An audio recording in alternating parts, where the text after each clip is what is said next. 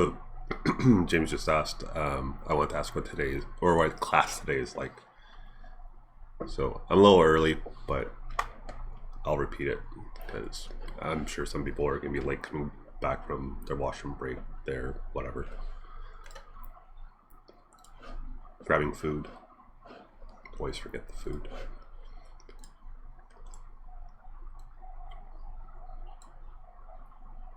Actually, I'm not too early.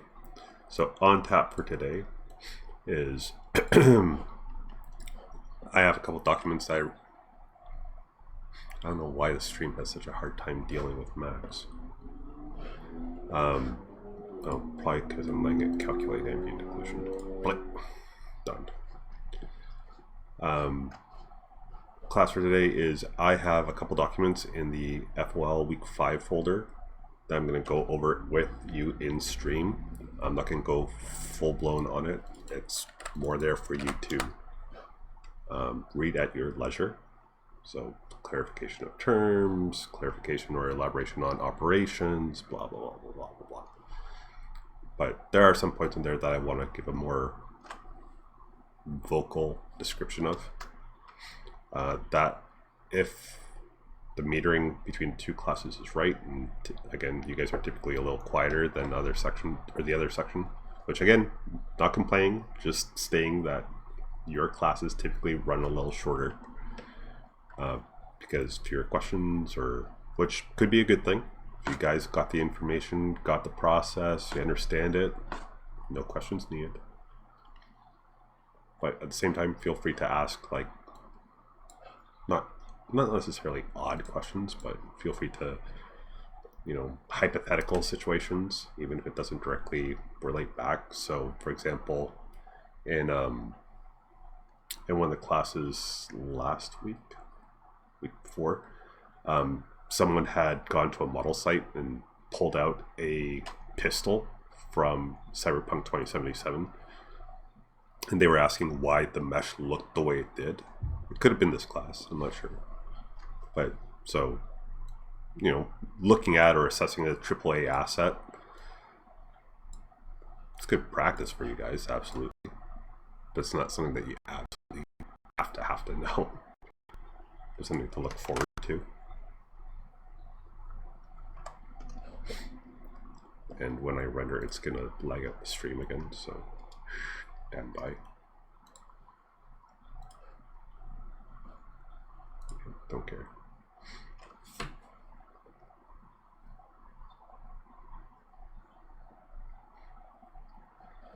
Don't like the shadow being cast. But I don't think it's from a bounce light. Don't know why that's coming in. Oop.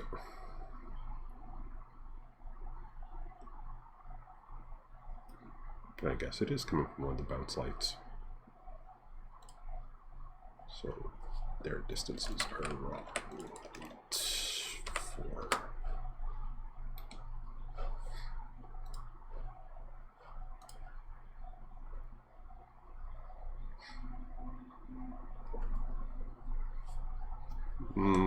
Better. I'll just increase my fill light. Realistically, this is actually the bounce because it's bouncing light up from the hot spot on the floor. So basically, I'm faking final gather results.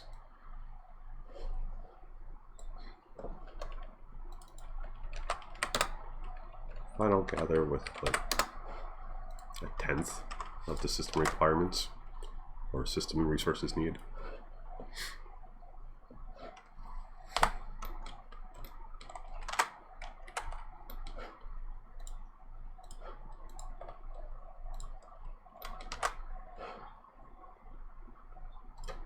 So,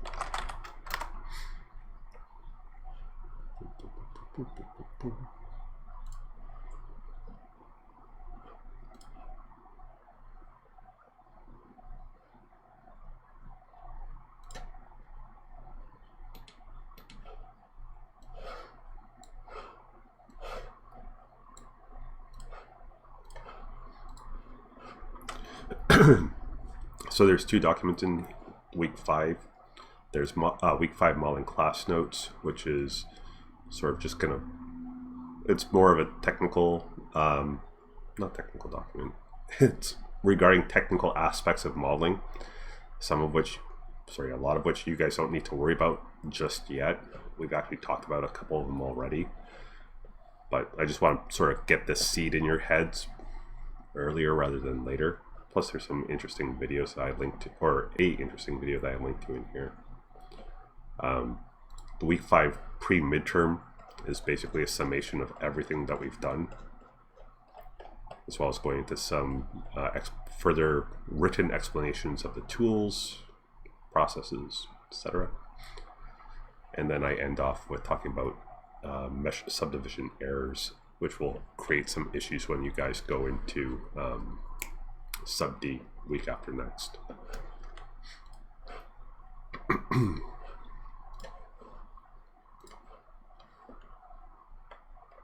So again, this is the more technical slanted or technical based, theoretical based document. This is something that you guys go into much more depth later on in game dev and your Unity classes. So this is just sort of getting the information to you sooner rather than later.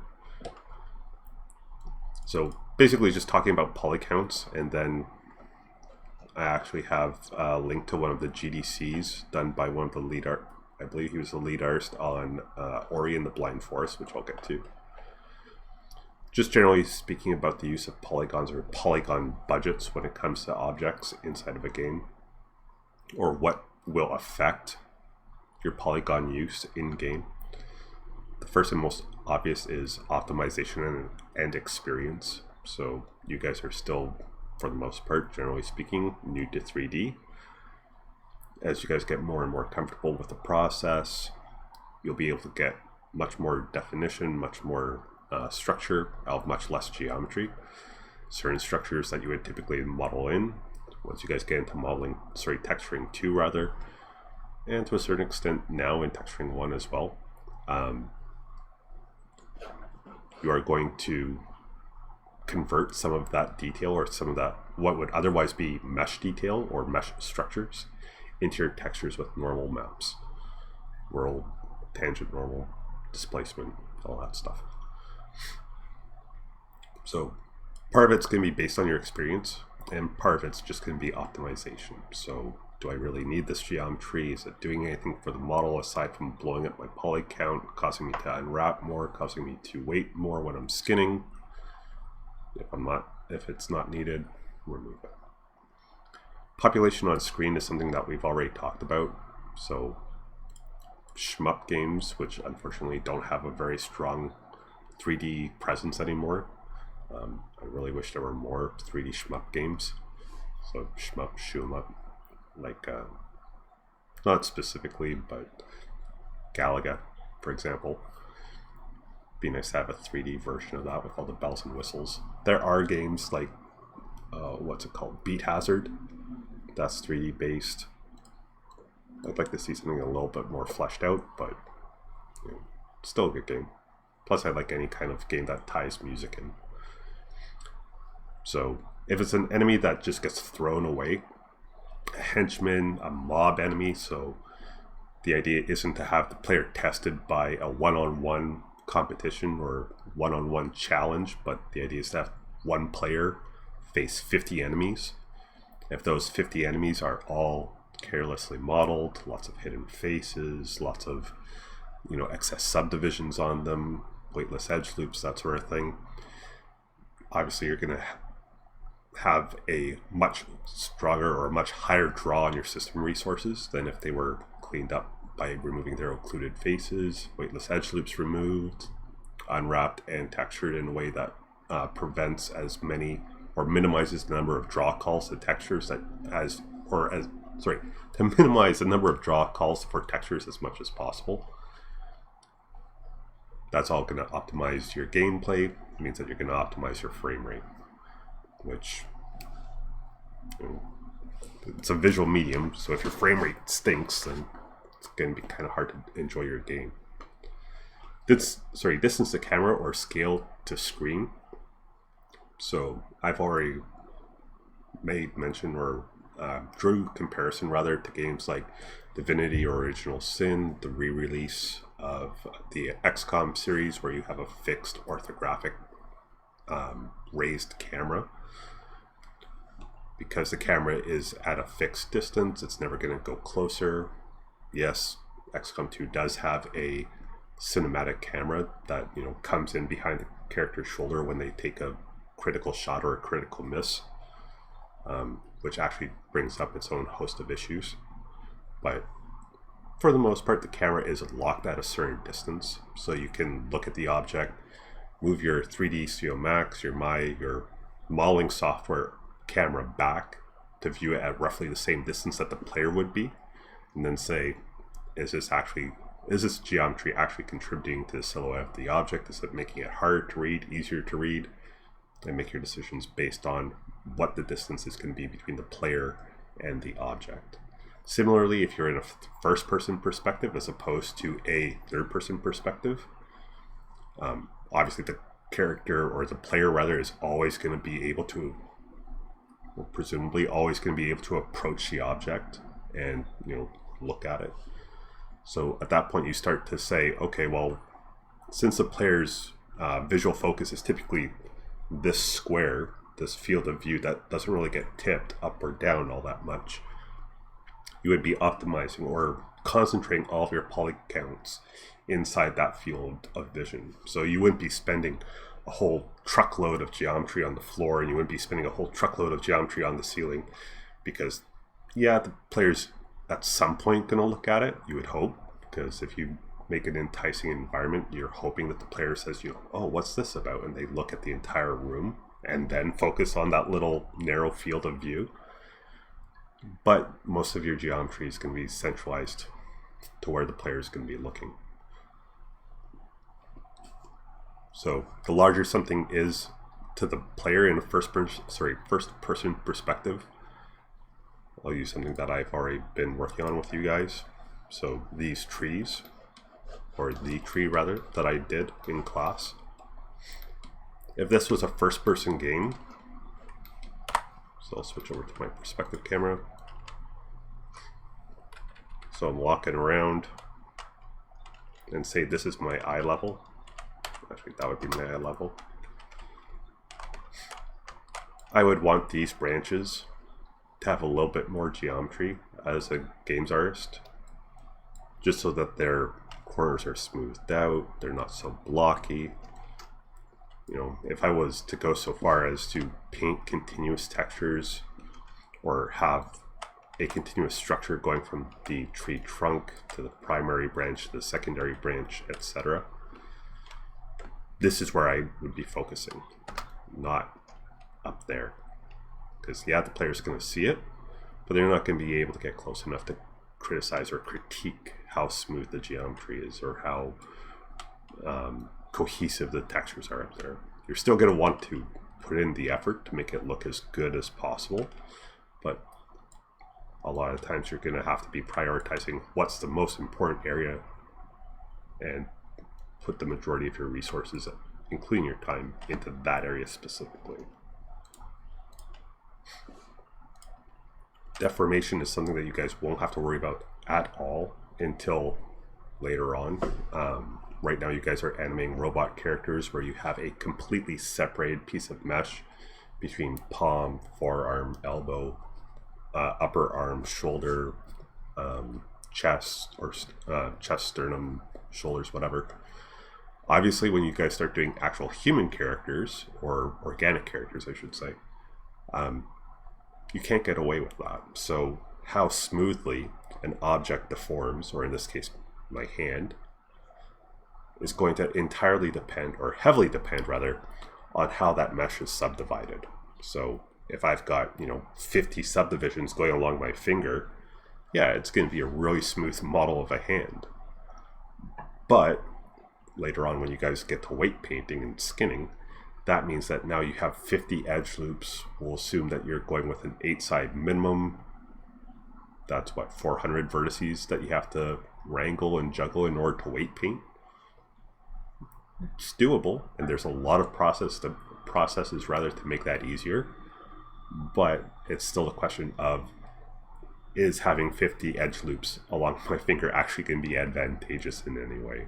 Or is there a way that I can add those 50 edge loops after skinning with subdivision modeling? Or is there a way that I can, etc.? You get the idea. So, not something that you have to worry about right now, but I've already sort of started to show you guys that by adjusting, or while I've been working, you've probably heard me say edge flow, or I have to fix my edge flow or my edge distribution. That's what it's getting at. Because at this point, I can't work on stuff without paying attention to that sort of thing, or at least not ignore it and be happy with the model that results. So using the tree, for example, there's a big difference. Go ahead, Polly. There's a big difference between having this cross-section edge loop going through the trunk, which is actually off a little bit. There's a big difference between having that edge loop rotated like this and rotated like this.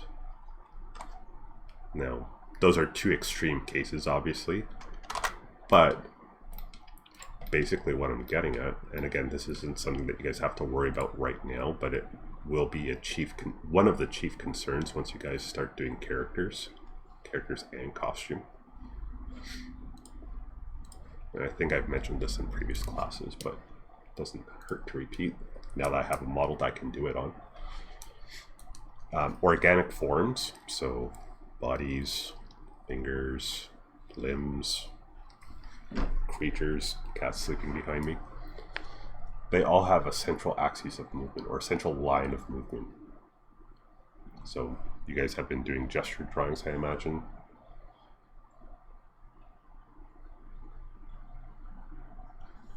There's my central line of motion, or line of movement through 3D space for the tree trunk of the, through the tree trunk. In order to keep my volume consistent, so not only keeping it as a curved piece of geometry, but also keeping the volume consistent. So in other words, preventing what I just did.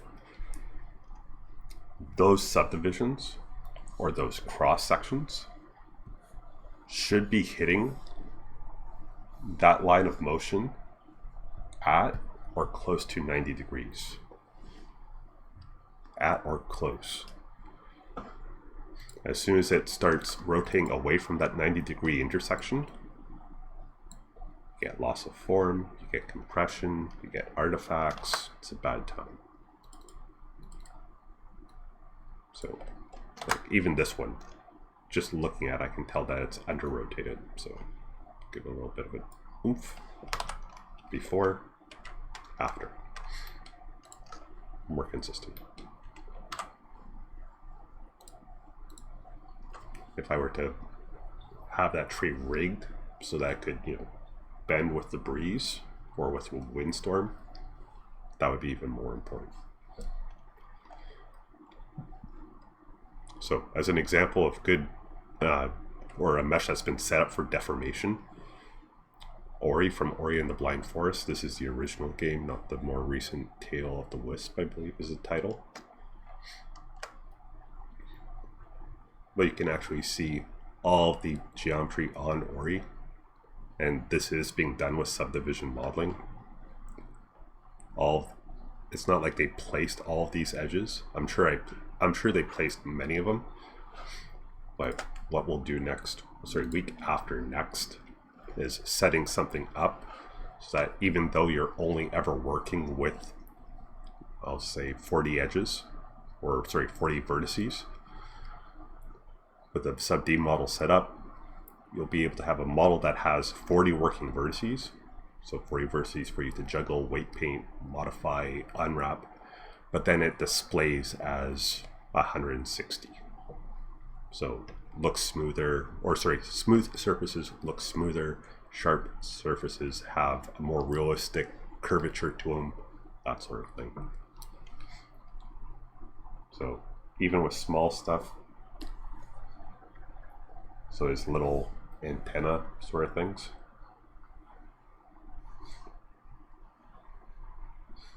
There is a direction to each of those pieces. So his ear, arm, or sorry, their arm, their ear. I don't know if Ori's a boy or a girl. And then all the mesh hits those edges at or close to 90 to facilitate deformation.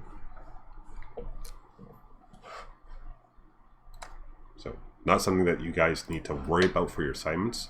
Definitely something to start thinking about as we go. And I'll make allusions to it, and I will continue to fix my own models when that happens, just because I can't leave it at this point. I also have, like I said, a link to the GDC conference. There's only one specific part that I'm particularly interested in, or that I particularly wanted to show you guys. So by all means, watch the full video through.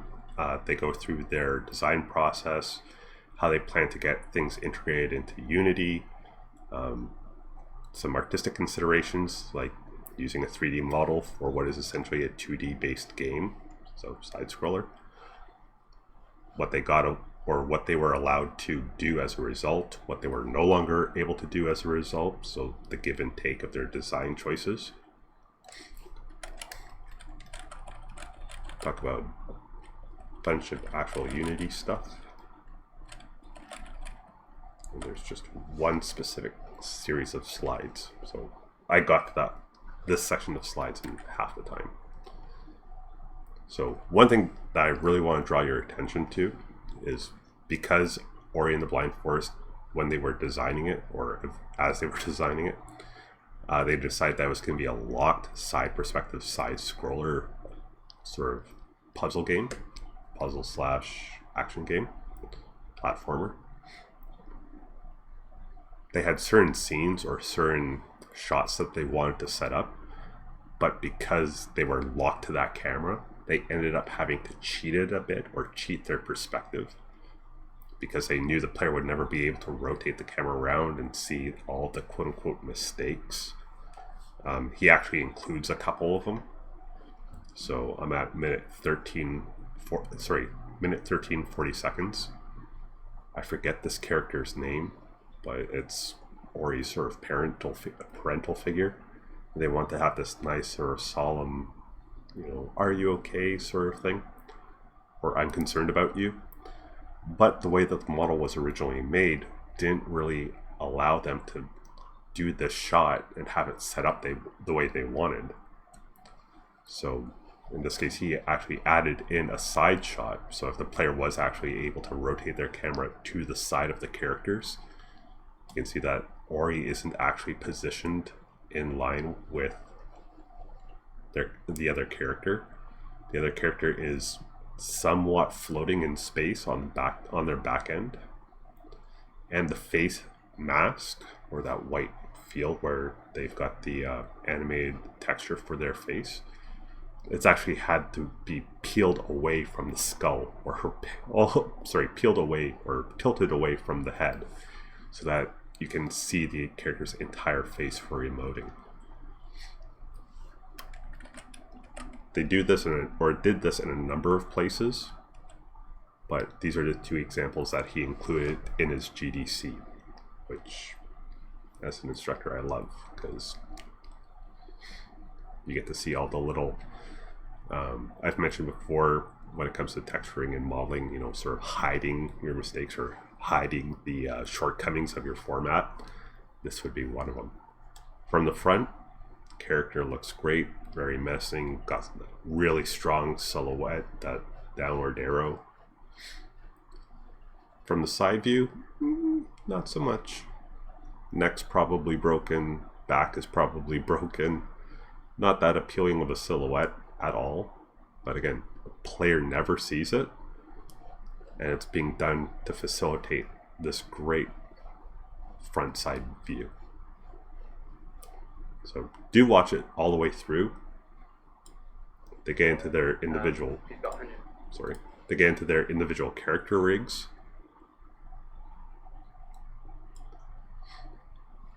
some pros and cons. It's a really good breakdown, so do watch it. I just saw Chad mentioning, I haven't played the game, but I always thought it was 2D artwork. I believe the backgrounds, the midground objects, and some of the foreground objects are all pixel based, like painted. But then a lot of the enemies, Ori, the antagonist, and Ori's parental figure, they're all 3D models, just with specific shaders and textures applied. But yeah, I was a little surprised too. And actually that the visual appearance of Ori, so this was one of the shortfalls in vector animation. One of the shortfalls that they had, which you guys will actually experience for yourselves this week rather, in texturing, is you'll notice in this shot, Ori has a really dark shadow on the top of their thigh and directly underneath their arm. Now those shadows would make sense. Come here. If it was back in this pose, so that shadow on their hip is coming from the proximity of the arm to the top of the leg, and the shadow underneath the arm is coming from the proximity between the bicep, tricep, upper arm, and the side of their chest. But in that specific shot, it doesn't make as much sense, because that lighting information, or the ambient occlusion, has been baked onto the character. Once you bake light in, it becomes non-light responsive, and depending on the situation, might look weird. Guy says there's a 2D top-down game called Enter the Gungeon. The whole game is actually 3D, but having played it for hours, you can't tell. Same with Dead Cells. It's 3D models. I did not know that, so I am familiar with Enter the Gungeon. 100%ed it. It's a really fun game. It's if you guys like roguelikes or roguelites, play it. But yeah, that makes sense. But yeah, completely missed. Yeah, don't congrat 100%ing a game. Just means I'm way too obsessive. It's a very short list of games that I've 100%ed. Enter the Gungeon because I played it so much, and Dark Souls 2 because it beat the snot out of me, and it was kind of like my way of sticking it to the game was 100%ing. But actually, since you brought that up, 3D models being used for a 2D game,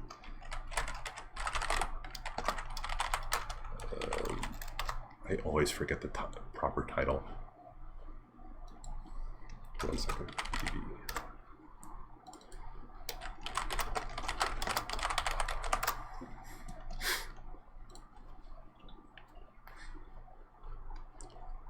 I always get the name wrong.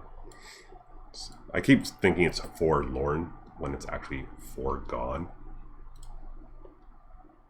So as you guys may or may not know, there's a number of AAA studios in London, Ontario.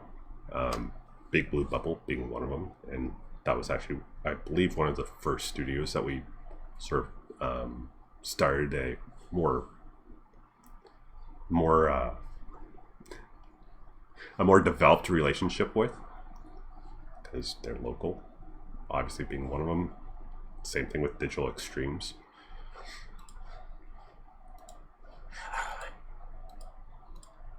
But another game with 3D models being run through a pixel filter or pixel process. And yeah, I won't speak to their design process or anything. I've watched a couple of their game dev videos.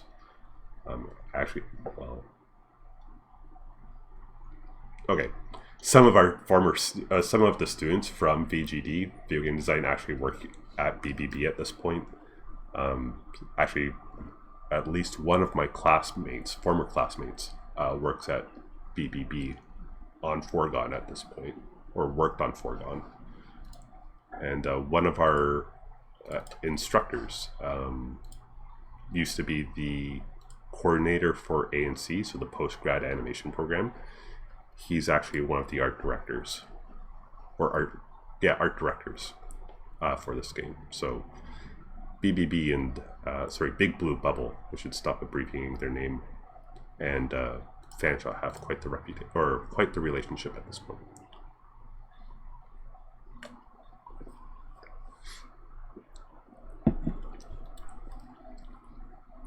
Would something like this be done for style or because it's easier?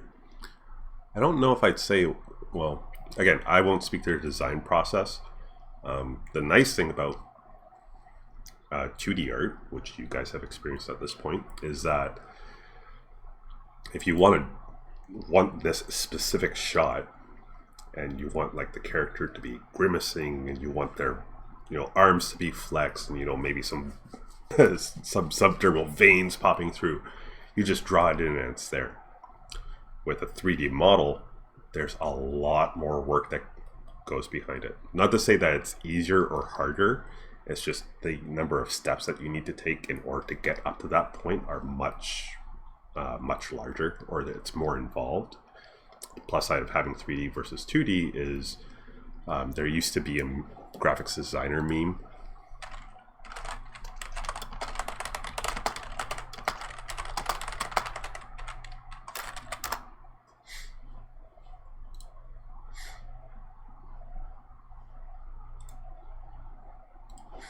found it.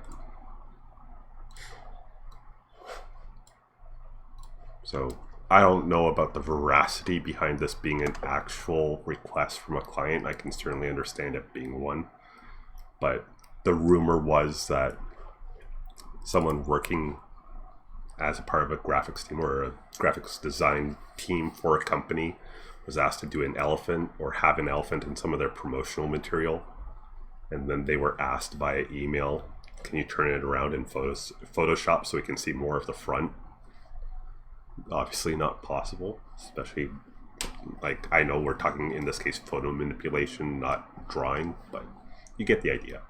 It was a 3D model. Do you want to turn it around? Sure. Do you want it upside down? Sure. Do you want a pyramid of elephants staying on top of one another? Sure. Can do.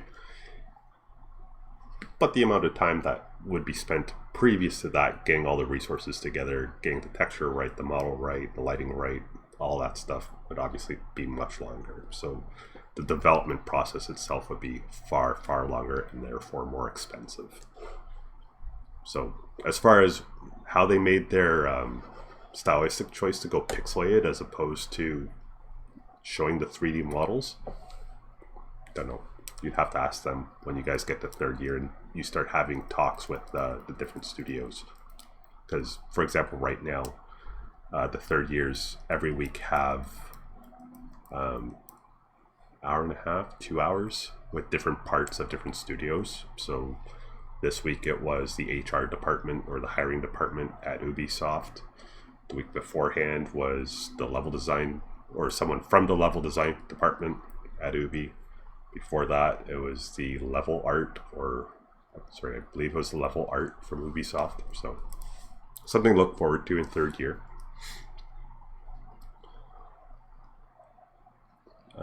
I remember they had Forgone at PAX Prime. I was so surprised to run into them. Yeah.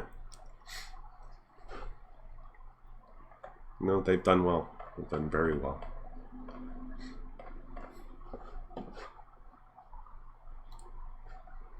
And as far as the Dead Cells comparison,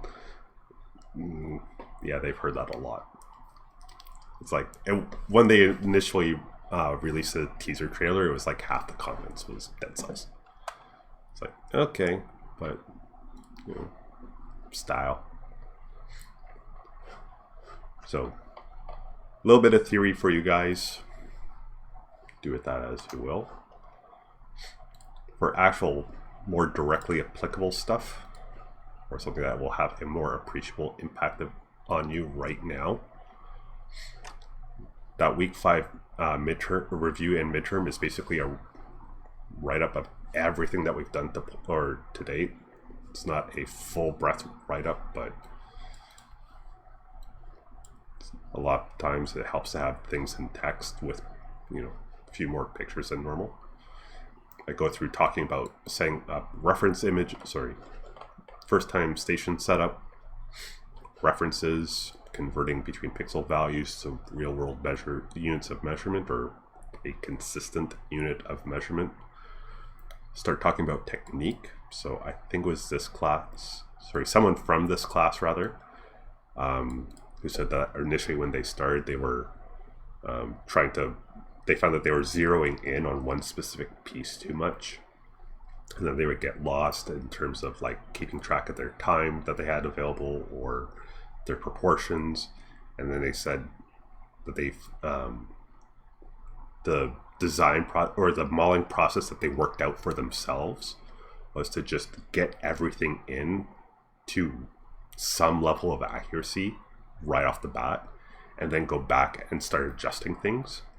And that is not the only way, but as far as my personal opinion is concerned, that is one of the perfect ways to approach modeling. Don't look at an object and say, oh, it's an excavator. Start small. Don't let yourself get overwhelmed. So look at the bucket, look at the larger forms first. So what makes up the most visual space on the excavator? The main body, obviously, which includes the cabin and the engine compartment, then the wheels, then the rear excavator arm, then the front scoop or bulldozer, and then block those in with simple pieces of geometry. Doesn't have to be anything complex, just so that you're sitting in most of the object silhouette. So I have a box, a box with one subdivision, so there's one edge here, and one extrusion, so its wireframe is very much just this. I should have made the wireframe visible, but it's just that cylinder box with a similarly simple wireframe. Same thing up here.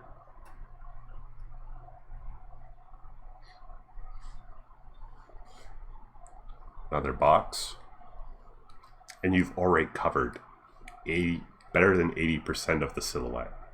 Now it's just going through and slowly adding geometry to it by edge loops, extrudes, connects, etc., to get more and more accurate.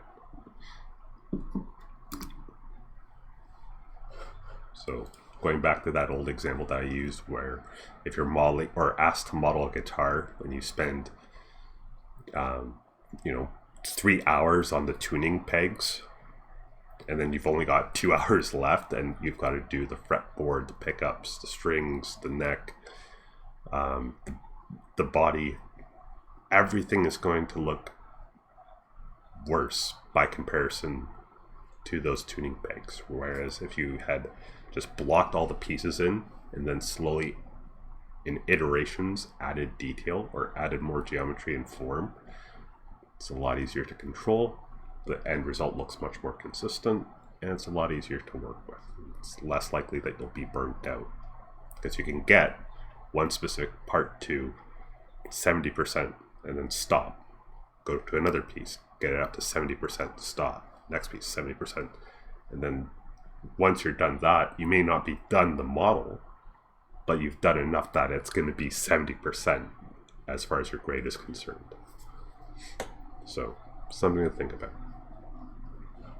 I also go into the idea of adding geometry to increase detail versus starting really high poly and then having to remove edges. So this is one of my old sub-D modeled cars. So it's a Lotus, I think it was like a 2006, 2004 Lotus Elise. Love that car, by the way.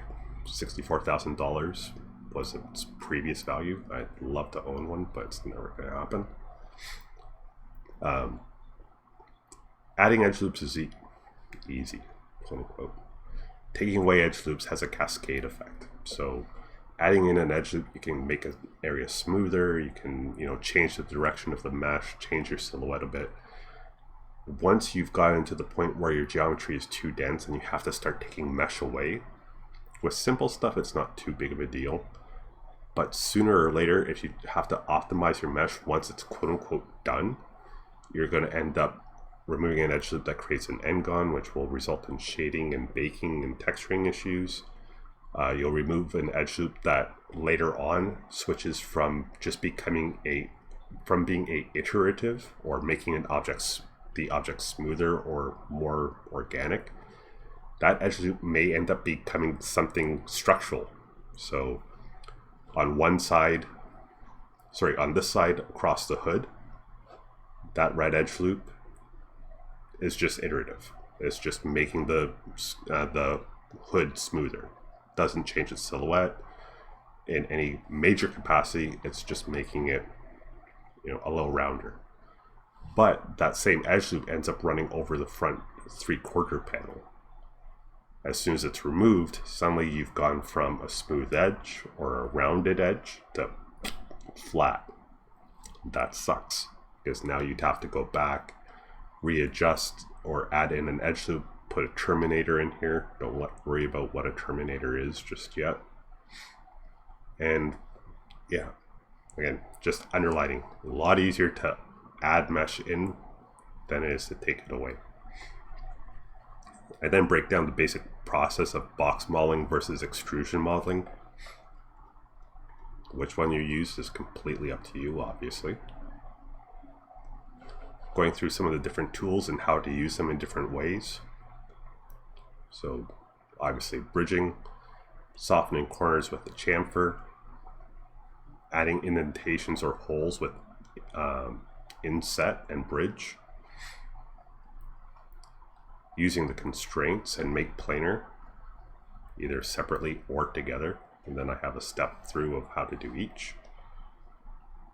And finally, errors. So since after the midterm, we're gonna we're gonna evolve from low poly silhouette based models to higher poly form based models.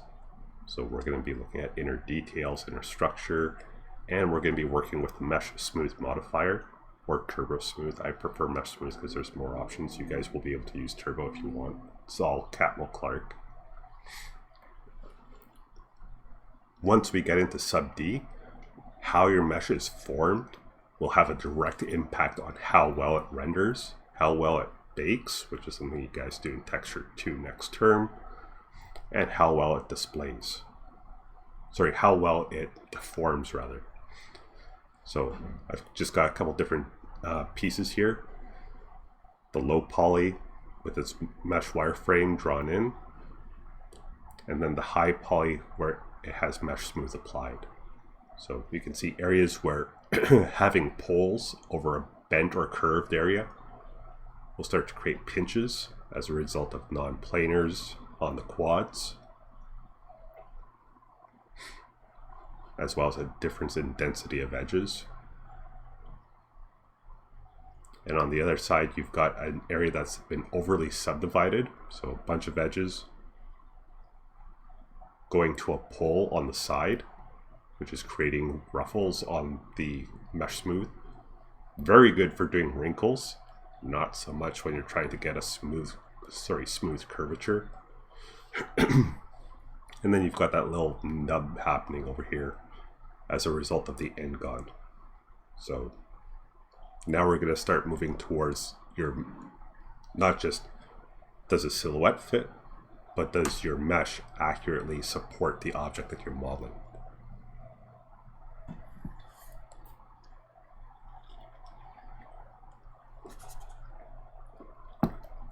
So Chad's saying, I figured out how to use Turbo with smoothing groups last term. It was my favorite way of modeling. Oh, sorry, it's my favorite way of modeling right now. Yep. Although, just as a warning, with the assignment that you guys have coming up, so not this week, not getting homework today, next week's the midterm, the week following, the assignment that you'll be getting based on the material in that week and the week following, so week 7 and 8, you will not be able to use that. you can still use Turbo Smooth, but you guys are going to have to do it with actual supporting edge loops as opposed to using separate by smoothing group. It's actually written into the document. Don't use it.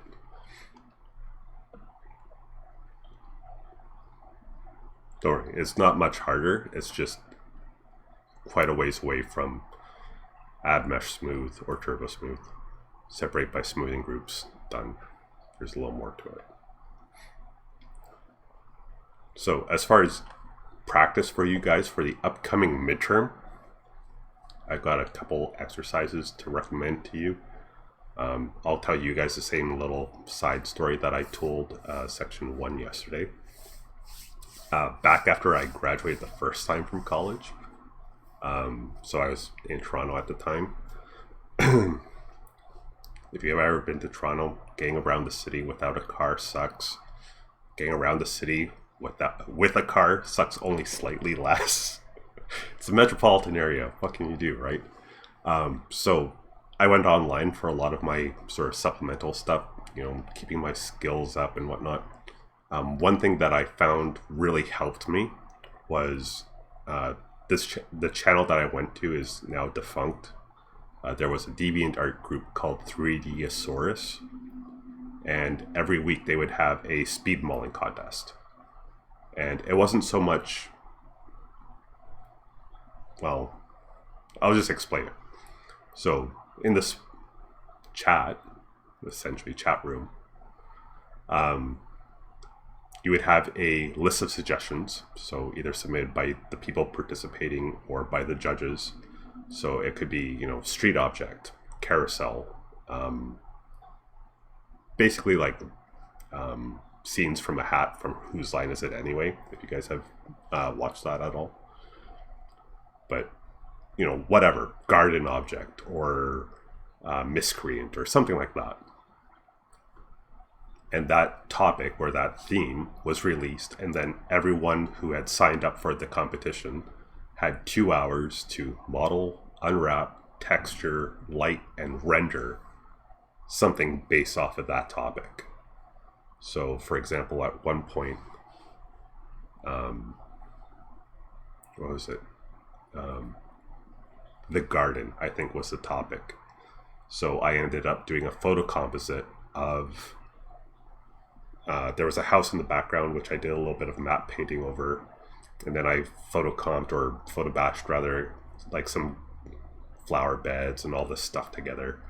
And then I modeled out a low poly garden gnome, took it into a sculpting program, which I was using Mudbox at the time, did a high poly sculpt, brought it back to max, unwrapped it, baked my textures into it, and then lit and rendered it. So that was my garden object or garden theme. Other people had, various stuff. And it's just good to have a little bit of practice and a little bit of competition between yourself and your colleagues. The thing is that right now as students, you guys aren't competing against each other yet, or at least not directly. So if you guys were to, do something similar to that, there's really no reason not to ask, hey, how did you do this? How did you do this process? What was your idea going into this part of the picture? At this point, you really don't help yourself by keeping things secret or like hoarding your knowledge. It doesn't help anyone. It'll make you look good for one assignment, but then later on when someone else figures something out or you're having trouble, you've basically closed those doors of communication or collaboration between your colleagues. So don't do that.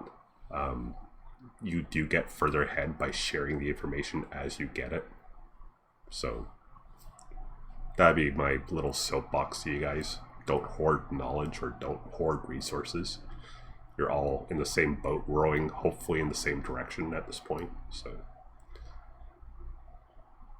I haven't been using it for this class yet, but since I thought it would be good practice to do it all manual.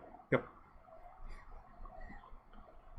And Guy is saying I live close by, not great, so I'm assuming that was to my living in Toronto with or without a car, getting around stinks. Yep. I had friends in Mississauga and some out in Yorkville. That basically, they loved being downtown or working downtown, and that was great. Don't get me wrong, very enjoyable. Getting from home to downtown, because none of us could afford to live downtown, that sucked or stunk. And that's before the property prices went even higher to the point they are now. So I've got a couple different objects here for you guys to test yourselves out on with suggested time limits. So 5 minutes for the window, 10 minutes for the lamp, 20 minutes for the spacecraft, spacecraft toy. And then I've got some suggestions for how to approach them once you've done it once. So for the window, for example, after you've done it the way that comes naturally to you. So for example, if I start with a plane, whoops.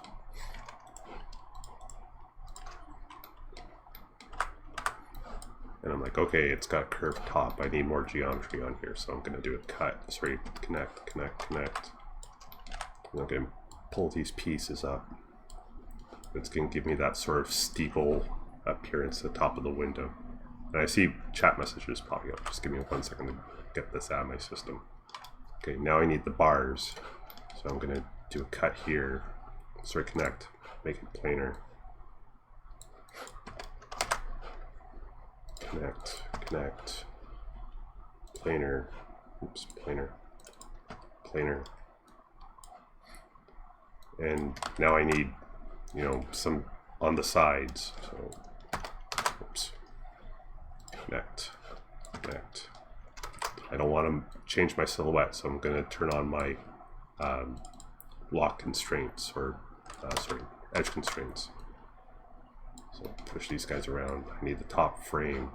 Connect.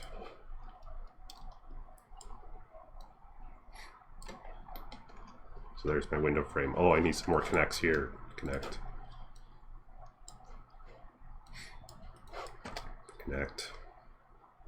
Oh, I need the center one. Connect.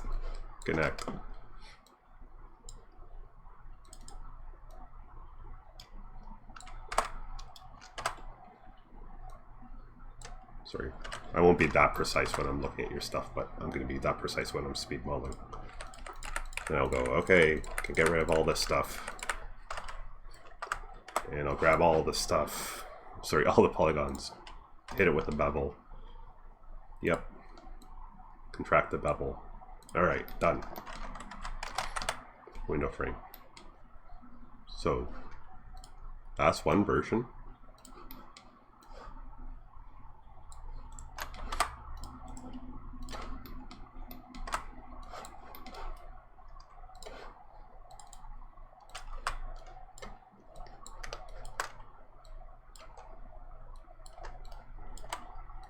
So I still need the connects to bring in the form on top. Grab all of it. Inset.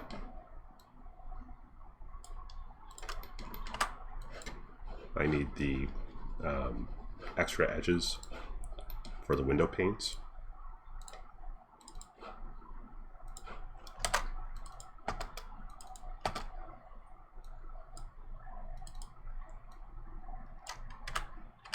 I need this to be an actual, to have some width to it so I can run the bevel. Split with chamfer.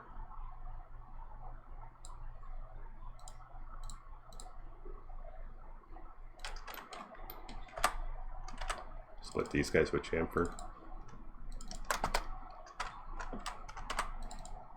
I should have used chamfer sizes so I could get rid of that central piece.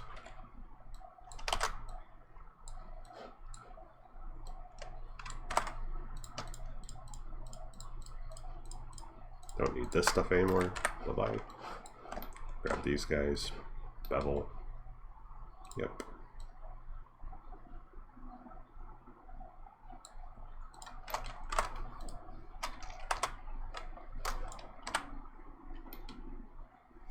So apart from me goofing on my bevel with the first one,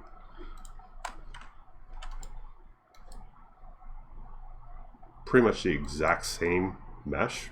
This one has slightly more geometry in it, so it's 352 versus 312. They are, aside from the fact that I wasn't doing any measuring whatsoever, they're still the same object, so same end result, but that's two processes.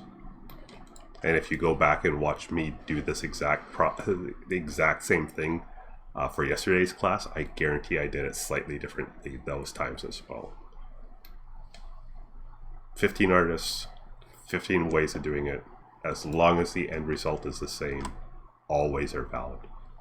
My point here is that you won't really know what is the best way for you to model until you've tried experimenting with other ways. So within the next 23 hours, if you haven't already, you'll be submitting your Pantheon or your Temple assignment to me. Again, you're not getting an assignment from modeling this week. Use the next 23 hours to finish up your models and submit if you haven't already, and then move on to your other assignments for other classes. But when you want to take a break or you want to change gears up a bit, grab one of the objects or one of the assets that you did and try modeling it differently. Try a different way of getting the same result done. Because realistically, you'll only understand, or you'll only be able to anticipate the most time effective and the most poly effective way of modeling something after you've gotten a little bit of experience and experimentation under your belts. So those speed modeling exercises. Now I'll go to the messages. Rectastic is saying, is there any way to turn a copy of an object into an instance? I just forgot to instance something. Unfortunately not. As soon as the object is flagged as a unique object, that's it.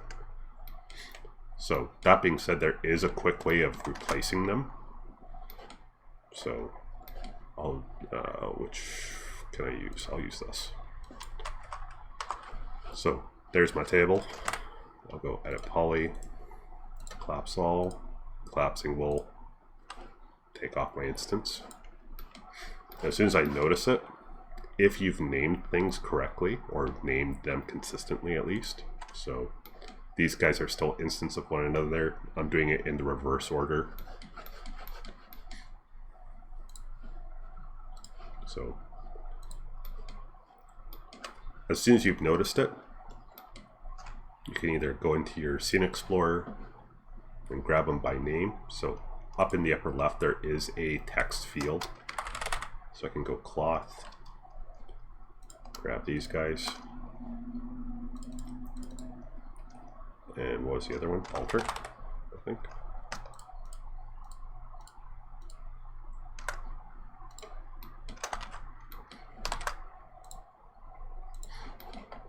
So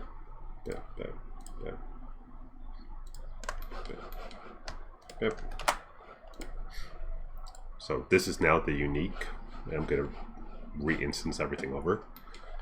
The easy way to do it, although it's a little more roundabout, would be to go to the old objects that you're trying to replace, grab them all, and then up at the top go go tools.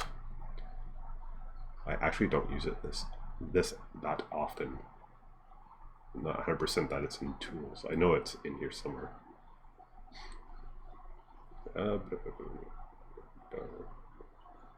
There's a mass renaming tool somewhere in here. There it is. Completely looked past it. So rename objects. I'm going to put on a prefix of old on the ones that I want to get rid of. Rename. So now it's old underscore whatever it was. I'll grab these, do the same thing. rename objects. This time I'm doing a prefix of new. You can do it with a suffix as well. I'm just doing it with a prefix so it's easier to see. Rename.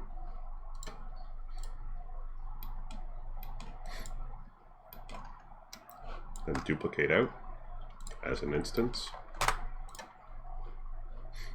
And then start aligning them. Either aligning them or just do this. So I'm just reduplicating them. If this was a single object, I'd be able to use a line.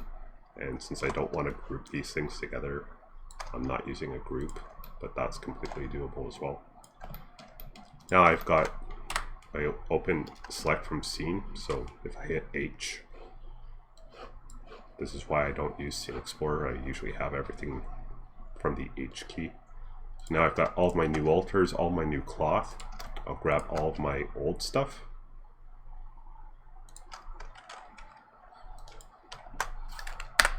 Delete.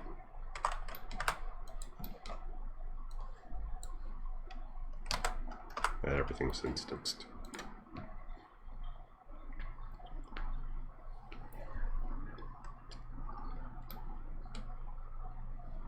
So,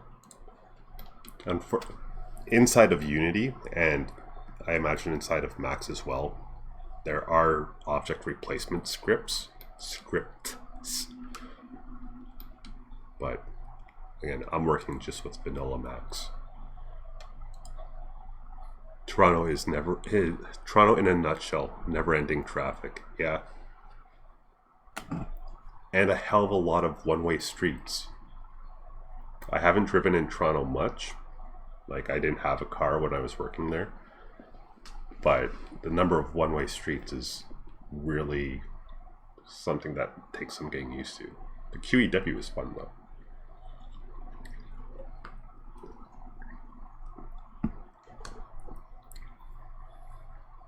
Why would anyone drive in Toronto? There's too much traffic. Yeah, there's always construction. Don't get me wrong. I do miss Toronto a lot. You know, it's a big metropolitan area. There's a lot of people, which me being slightly like not good with crowds, that wasn't fun. But I don't know. The city just seems so lively. I like that aspect of it. But yeah, lots of construction and lots of traffic. But lots of fun stuff too. And James is asking, sorry, was there a certain poly count you wanted us to meet for the speed model? Nope. So the speed model stuff isn't something that I'm going to be assessing you on, or at least the speed model stuff isn't something that I'll be assessing you on midterm. But you bring up a good point. So once you've done an object, the object, just give a look through and see what geometry is excessive. So these guys aren't needed. So those are part of what's driving up my poly count from the other version I did. These guys aren't needed. So collapse, collapse. Again, if you don't have spacebar set to repeat last, you don't have to set it, but I'd certainly recommend it. These guys I can't collapse because they're just going to end up rounding out the corner, so target weld, bang, bang, bang, bang.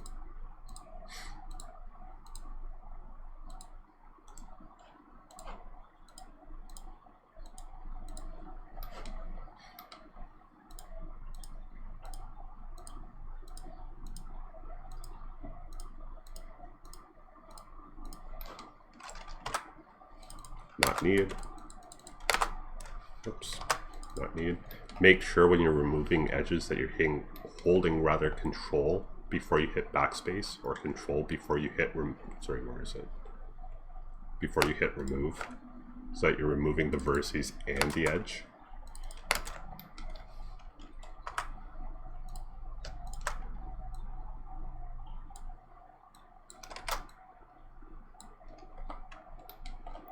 These crossed Polygons are going to drive me insane.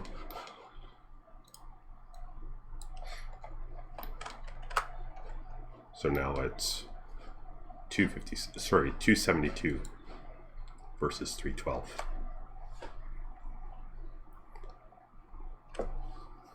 Spacebar set to repeat last spin lightsaber. Good, I'm glad you like it. Don't forget, you guys can set whatever hotkeys you want. If your particular modeling style has you doing target welds repeatedly, set a hotkey for it. If you're constantly hitting connect settings or something, use a hotkey for it. I just try to minimize my hotkey use as much as possible. Sorry, my custom hotkey use as much as possible. Just so that I'm not like flying all over the screen with all these different hotkeys and you guys have no idea what command I just ran.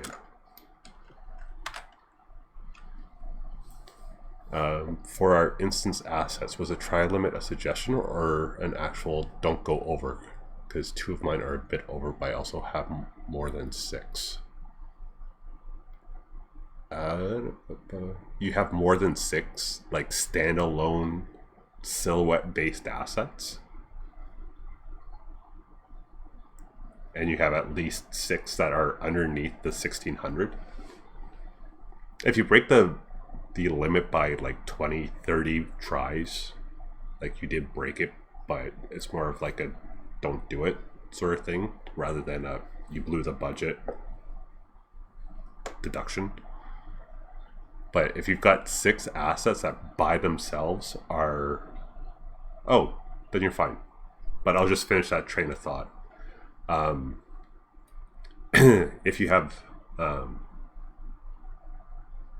if you had 6 assets that are like within the parameters of the assignment, so right poly count under 1600, instanced in, properly named, properly cleaned up, so no weightless edge loops, no hidden polygons on them. So this is for anyone else who's in this situation and has their poly count much higher on those other objects. Just make sure that when you group them together, those 6 that are within the guidelines perfectly are together. And then it's the other assets. So if you did 10 assets, which that'd be impressive if they were all like good, strong assets.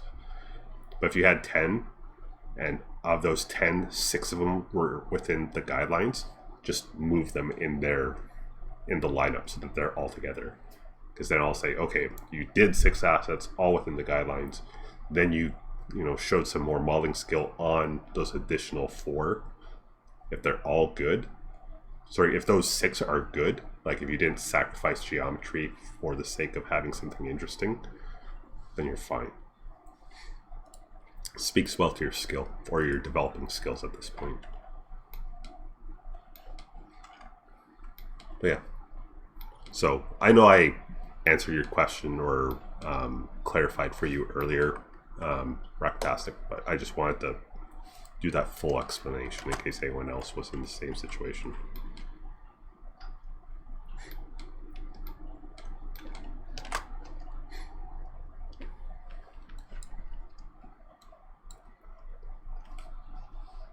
So I've got the quote-unquote majority of the class. You guys actually ended up asking some interesting questions, and I went on some lengthy tangents. But I've got this portion of the class set aside for you guys to get some feedback on your temples / throne room / interior environments. If there's a specific object that you're not quite sure if you nailed the construction of, or if you even want to go theoretical with it, or hypothetical rather, not theoretical, hypothetical. Like how would you model something that looks like this? Pop it into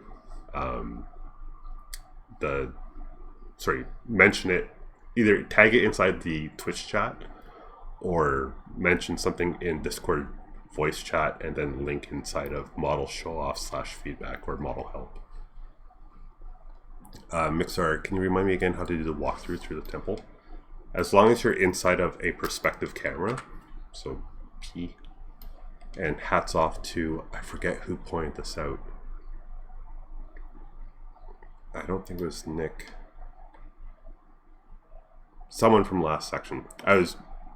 So when we did this assignment originally, I said there was a keyboard hotkey or shortcut to go to first person mode, and I couldn't find it.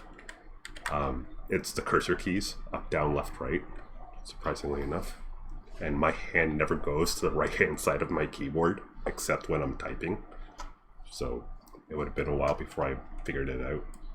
But it's any of the cursor keys from a perspective window that'll set you to first person view. Arrow keys are front, back, left, right. But again, my hand's always on the WASD home row, both because I used to play a lot of first person games and because that's where the majority of hotkeys are set for Macs. WASD, forward, left strafe, back, right strafe, then E and C to raise up and down, float up and down.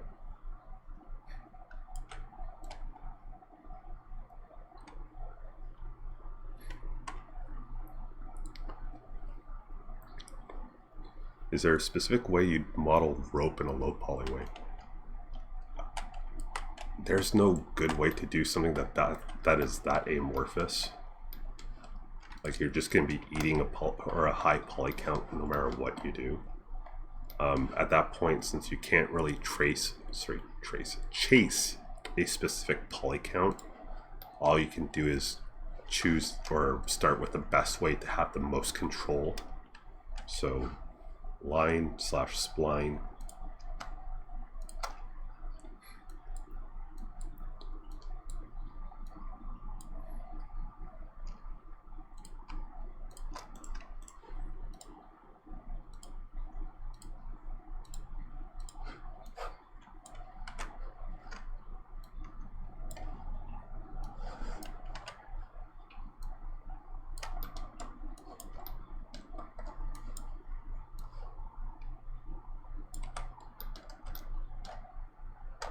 So realistically, I should be using the align tool for this, but no harm in practicing.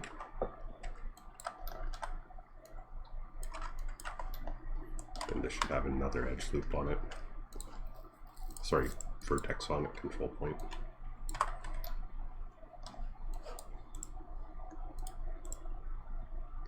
So corner and Bezier.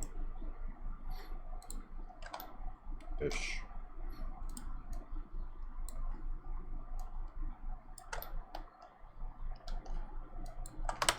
This guy can go back to smooth.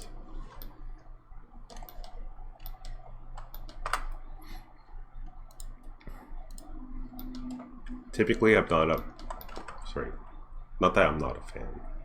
I don't really typically use the enable and viewport settings for splines. I usually just use a loft, because you can actually control your shape steps with it, which I'm not sure if you can actually do inside of render and viewport. So I'll do an actual loft with it rather than this stuff. So this is my rope path. Now I need a cross section. Sorry, that was gonna bug me. So if it's a rope, it's probably circular. So rope cross section.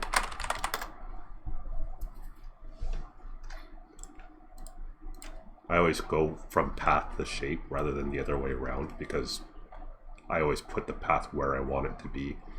The cross section can be wherever. Create geometry rather. Compound, loft, get shape, so get your cross section. Click. And then underneath skin parameters, you can dial down how many polygons are in the shape itself, so how many polygons are round, or how many polygons are being made as a result of the cross section. So I think at subdivision 5, it's like 24 or 32 or something.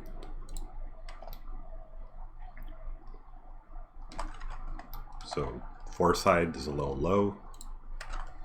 Anytime you have something that's cylindrical, usually you'll see people go for 8 sides because it's divisible by 4. And then under path steps, that's how often it creates iterations or cross sections. So if I dial this down, at some point I'm going to lose the, or it'll start collapsing on itself. So if I go past steps 1, it's not too bad, but step 0, that's not great. The other thing is that you can actually come through here and make these adjustments as you're working, so that's nice. Also, since it's a loft, I can go into the path now, either going into the object list and adjusting the path itself. So from outside of loft, I'll grab that original spline that I used to create this.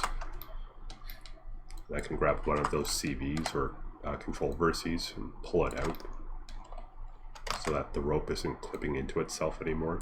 Makes a little bit more sense. Or I could have done that from inside the actual loft. So going to path, vertex, yeah.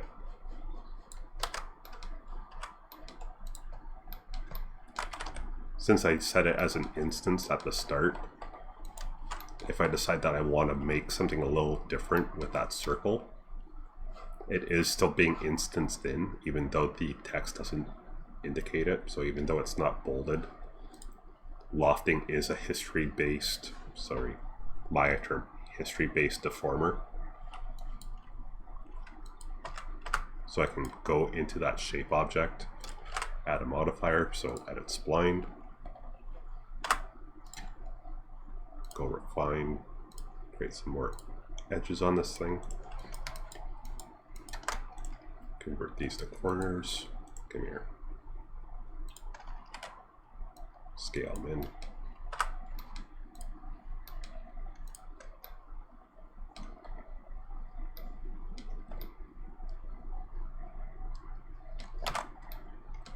So changes my cross section.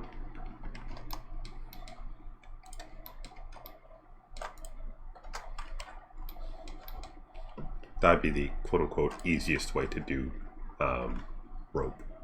The only problem is that, again, anytime you have that sort of amorphous structure or that organic structure, i.e. bendy, you're going to blow up your poly count no matter what you do. It's just a fact of what it is that you're modeling.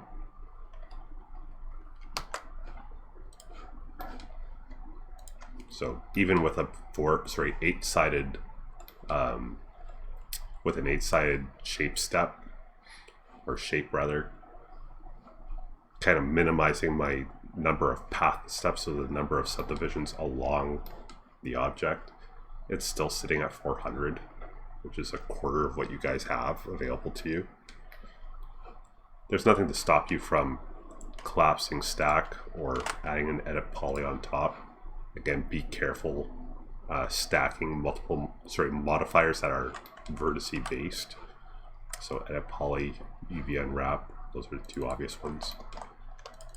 But there's nothing to stop you from going in later and just cleaning it up. So a little bit of clipping isn't a huge deal. Realistically, you should still try and minimize it as much as possible, but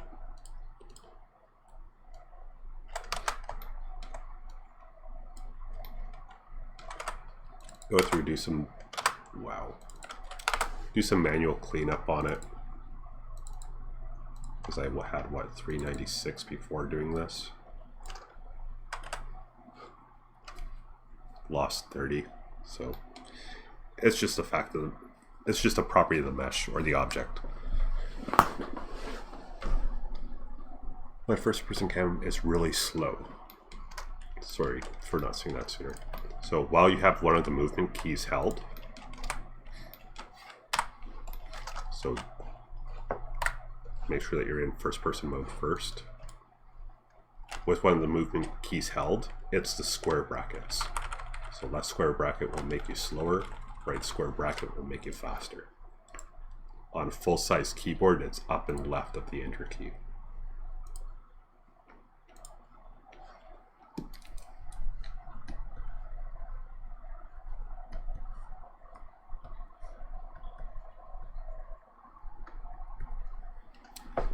Those two.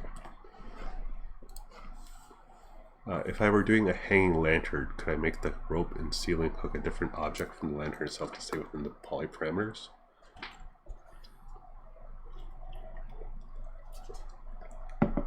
I didn't think you'd need the visual aid, by the way, Guy. I'm just putting it up there because realistically, if I didn't already use those two keys for that specific operation, well, I guess there's also brushes inside of Photoshop. But yeah, it would take me a while to realize what someone was referring to when they said square brackets. So don't think I would, if I sounded condescending or like you know, speaking down or whatnot, that wasn't the case. If I were doing a hanging lantern, could I make the rope and ceiling hook a different object from the lantern itself to stay within the poly count parameters?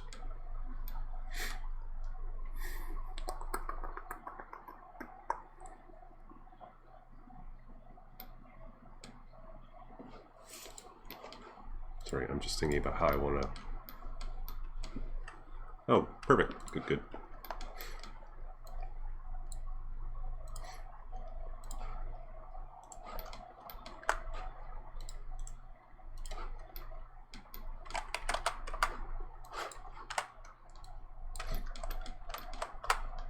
So, give me a second. I'm going to quickly model this out.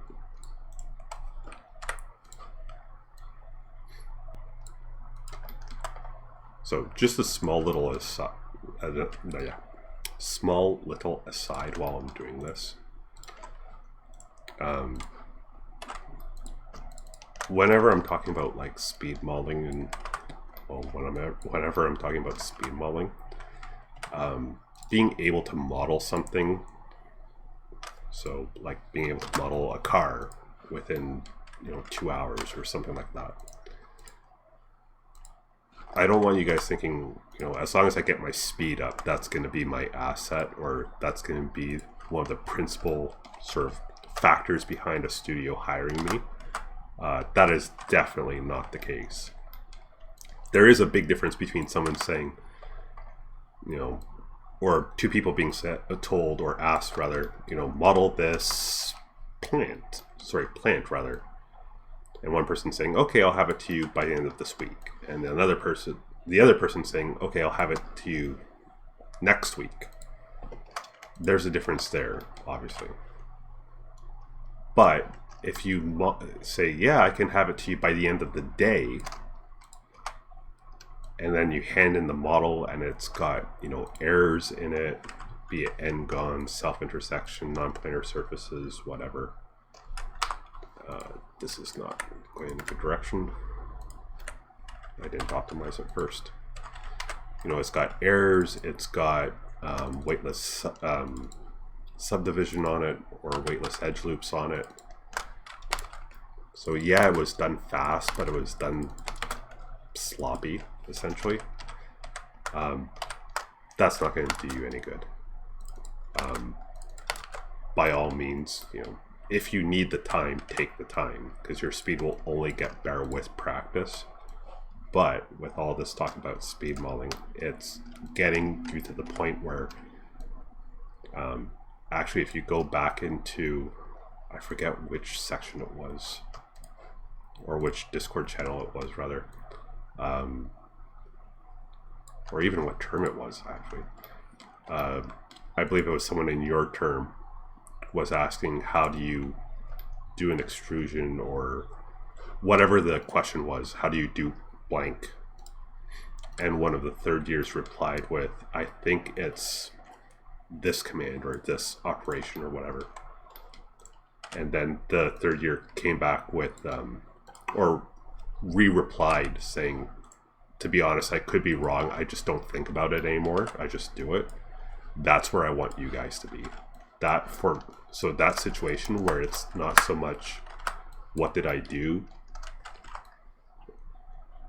and how did I do it, but just getting it done. Get her done. That's where I want you guys to be. If you guys are at that point by the end of this term, I'm happy. And actually, using that as a little bit of a segue, there was a link. Sorry, there have been a series of links, posts, inside the Discord and the ongoing debate of Blender versus everything else. I'm not going to get into that for a number of reasons. I've already said my piece on a number of occasions.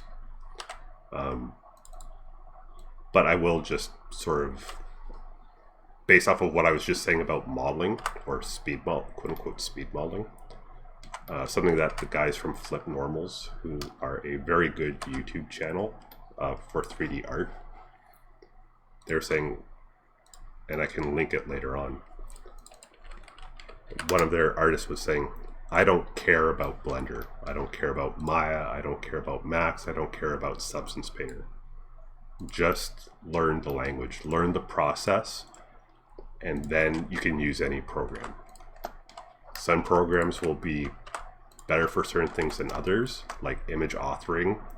You would never use Substance Painter for that. Just it's not made for that. Real-time rendering inside of Max, yeah, it has a lot of features that allow it to get done.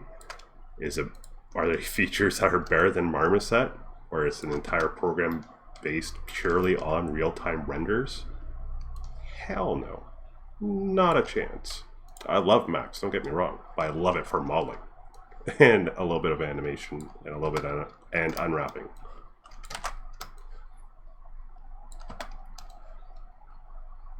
But there are definitely shortcomings to every program.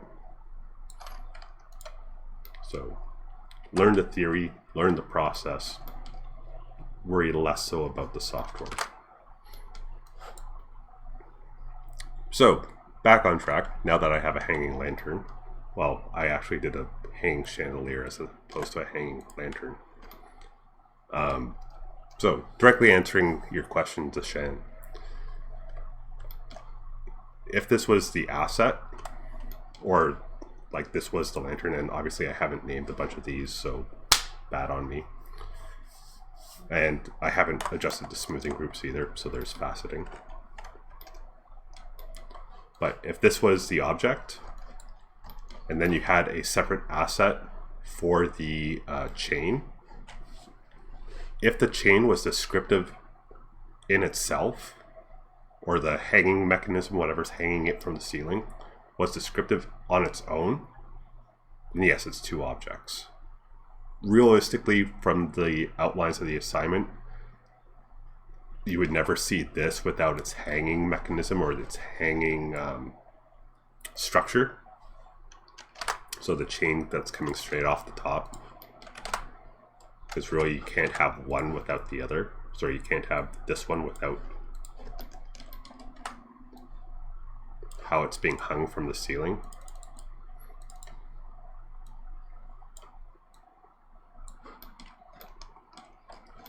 But if you want to call this your asset, like I can tell what that is.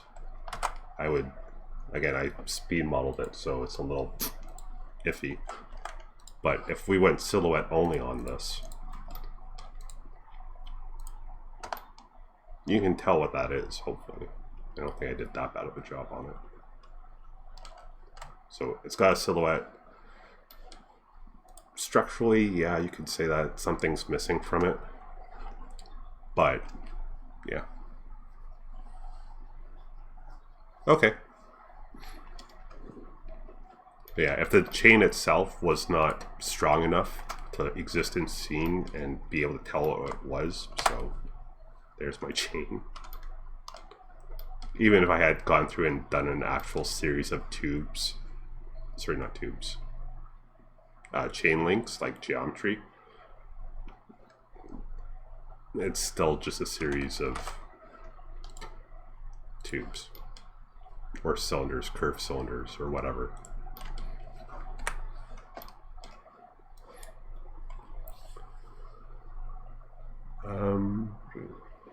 I generally thought that the test would be today and tomorrow on texturing. No, next week, or next week. Week 5 this week, week 6 next week. And then I've got to get your midterm grades in by the 26th.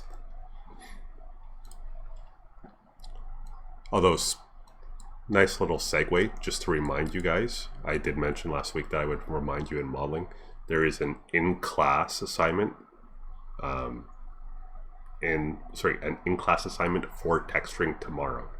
So if you can't make it, make sure you let me know stat. Which program would be good for animation with 3D models? I feel like Max does a good job, and it does. I forget which program Ubisoft said they use, because they're a very Mac-centric studio. I feel like, actually, I'm not even going to risk it. I sat in on the meeting when they were talking about it, and I don't remember. I just remember them saying that they were still Mac-centric when it comes to environment stuff. Sorry, hard surface and environment stuff.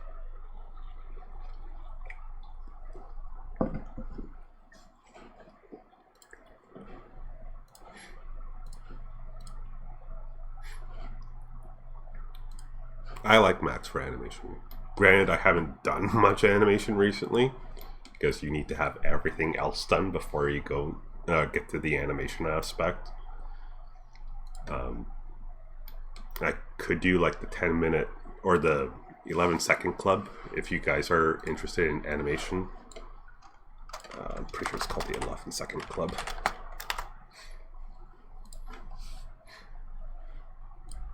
So not necessarily to compete, but something to test yourselves with. It's literally, you're given a 11-second snippet of audio from a source. Typically it's like a movie quote, and then you're to animate based on it. So 11 seconds, assume 30 frames a second, 330 frames. You'd be surprised how much work goes into that. But yeah, so if animation is your thing, and they allow both 2D and 3D submissions, so you can go into the archives, look at all the old stuff that's been submitted previously. Yeah, check it out. 11secondclub.com. They've got so just as an aside, or to cover my butt, they do have rigs or rigged characters. If you do download something from here, make sure that you don't use it in any of your assignments unless the instructor gives you the go-ahead.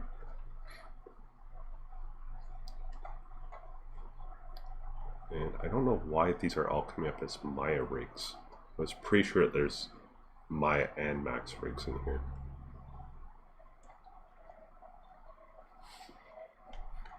Yeah, Max rig. Oh, because it's the old Max logo. And the old Maya logo, but the new Blender logo. Interesting. 6, okay, covered. But yeah, like I said, give her a look if animation's your deal. Is it making noise? What noise? Obviously, I can't use the audio because copyright.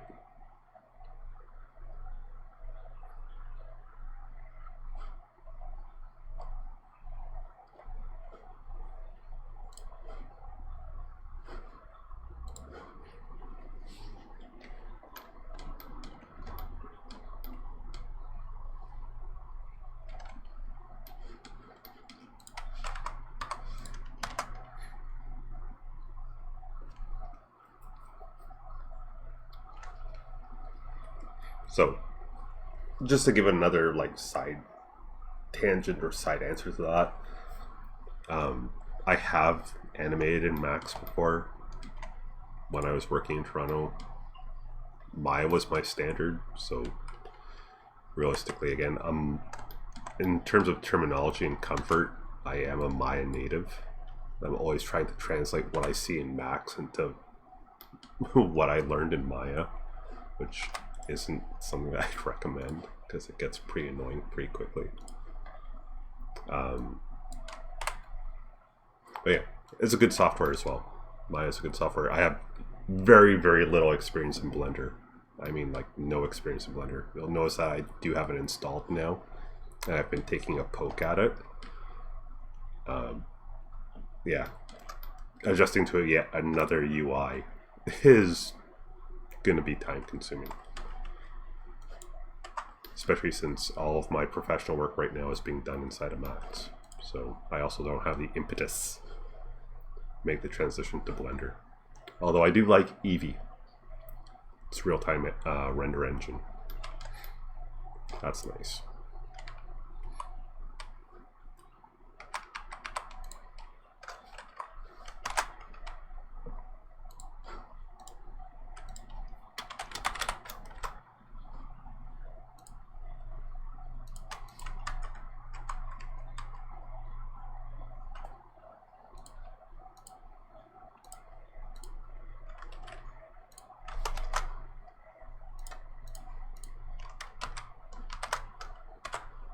No problem in Blender with vertices flying off and pisses. Sorry.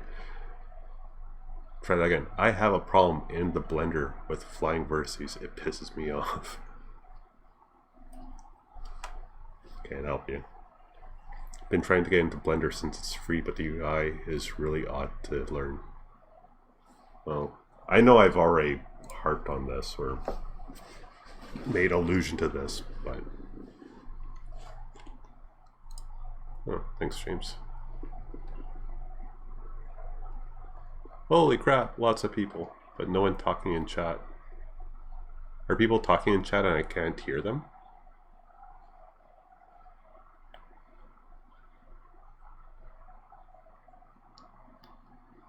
I just saw Jen's icon light up, but I didn't hear anything. No, I can't hear you. Give me 1 second.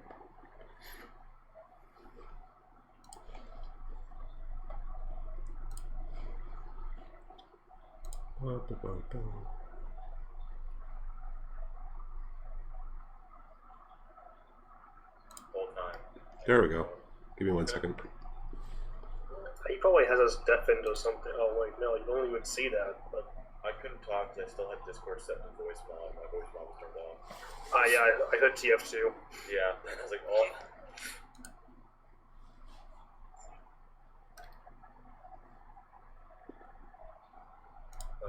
Sorry, how do we get into first person mode again? Cursor keys.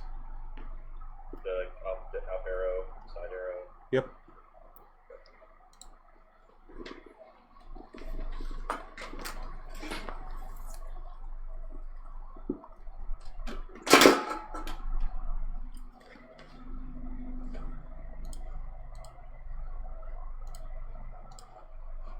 Have you guys been talking this entire time and I haven't heard you?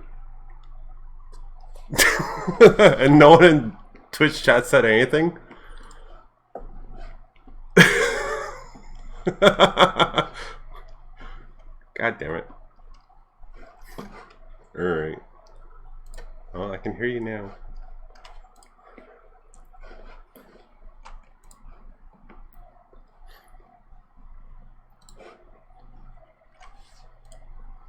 So I'm just going through your previous posts. So Hunter's saying, I have doubts about my room.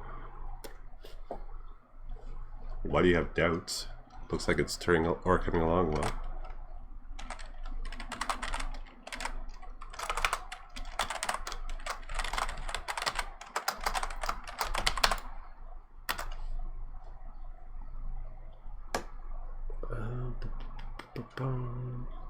So with the tables, what do you have with the tables with the candles and all the utensils on them?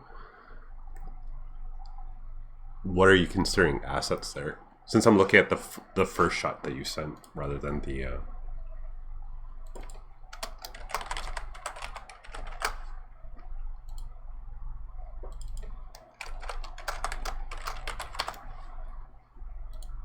okay, well that's strong.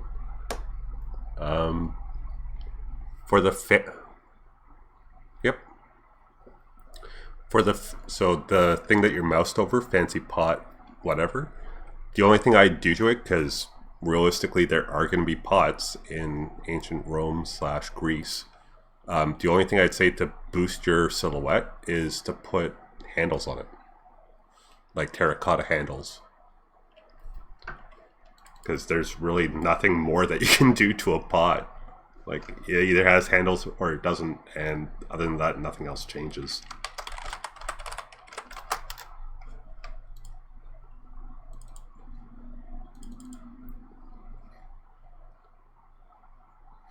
And for some reason I can't get into my ZBrush account, but I was just going to get into my ZBrush and as a response to people saying that Blender's UI was a little difficult to get into. I have no doubt that people legitimately have issues transitioning to Blender, but I legitimately had issues translating to ZBrush. I'm still translating, don't get me wrong. I'm by no means an expert on the ZBrush UI, but it gets easier.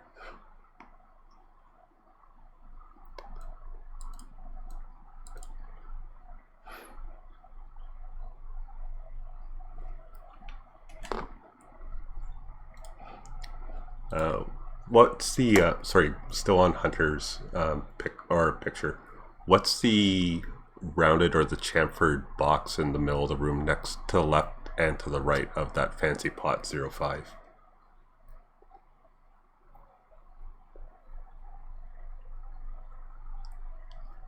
Oh, okay. I wasn't sure based on the wireframe. I think I know what it is. Give me 1 second.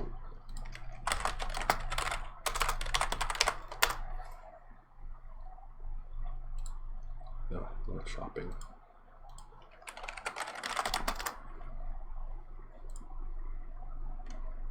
This deal, right? Nope, you're good. It's just because it's wireframe, I can't tell what is and what is not attached. But now that you've clarified that the green mesh in behind is still the same object, you're fine.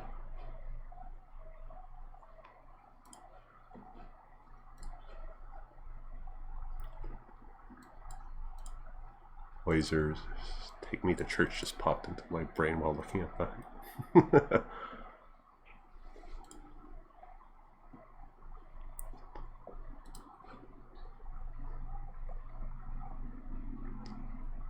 So the person who's doing the ossuary,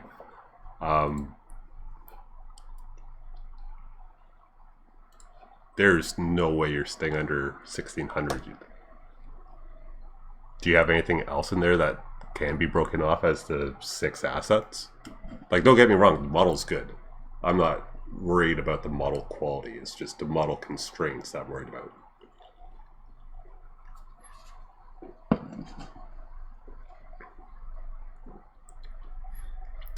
I guess I can just say your first name, not your full name, Sarah.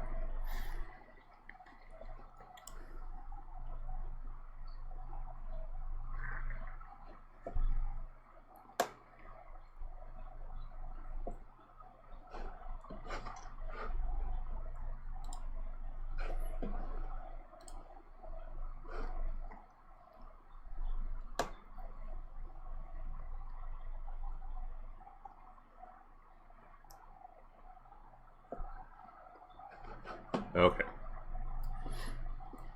Yeah, I just saw, I'm guessing Rectastic is your screen name on Twitch. Sorry, I don't have the attendance sheet up where I'm lining up name to, or handle to name. Yeah, looks good. Looks very good. Looks very dark. Yeah, that's absolute personal hell. Well, maybe not personal. Some people aren't creeped out by, skulls and bones and whatnot.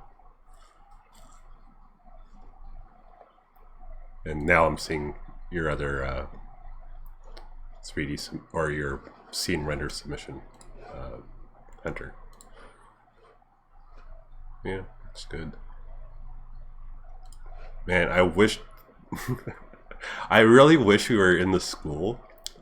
Not in regards to something that the class pivots off of, but if we were in the school, what I'd have you guys doing, again, not for grades, just for fun, is you grab all this stuff, like everything, file, export selected. Again, I'm going to be lazy and put it to my desktop. Temple 2, because I already have Temple 1, save. Yep. Where's my Unity?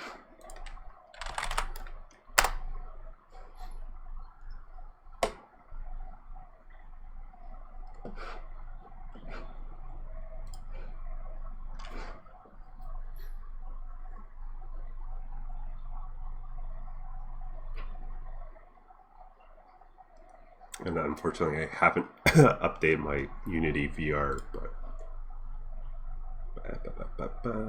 yep. Upgrading your Unity installation.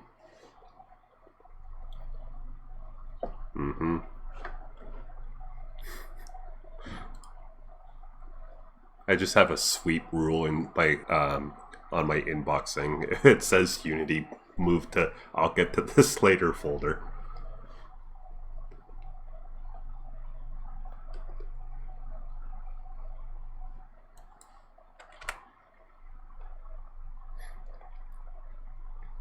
Actually, that's something that I mentioned last run, that I sort of went in a different direction with this run, with the entire idea of polygon population based on distance to the camera.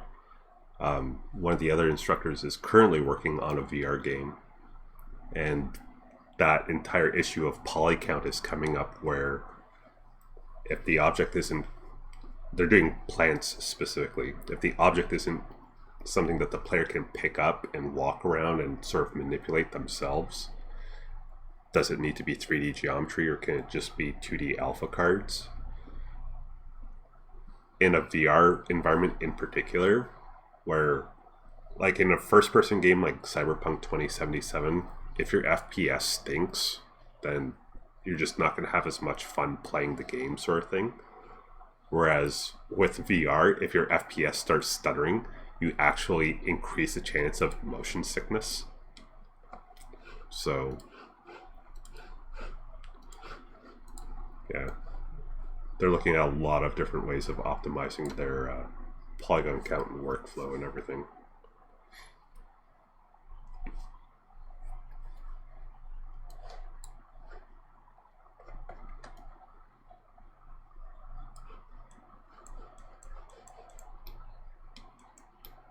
Yeah.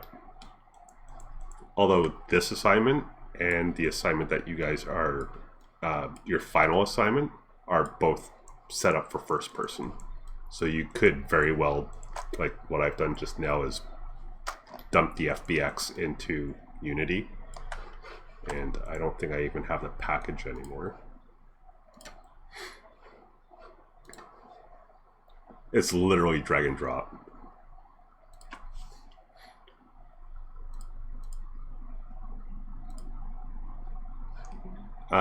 As the FBX that I just did. That's it.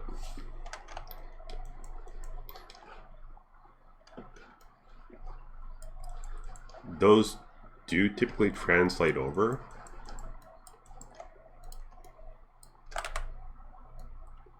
Actually, for some reason, my scene lights didn't come in. I know I've done this previously and it came in with my actual lights, but... Okay, there's my fill light. So I guess the lights would have to be a separate FBX, or did I not actually turn my lights on when I exported? Export selected. blah, blah, blah, blah. Oh, yeah. Dir helps if you turn on light export.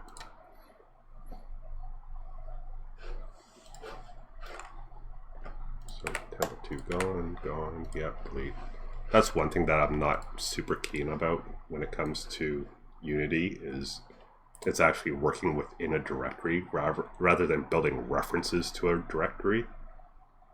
So if you delete something from a Unity project, you are not deleting the link to the Unity project, you are deleting that object entirely. But yeah, here we go. The only thing that's goofy right now is because I have because I have the skybox active, it's actually showing the HDR sphere when I don't want it to. There's the asset store. So window, rendering, Langsang's, skybox.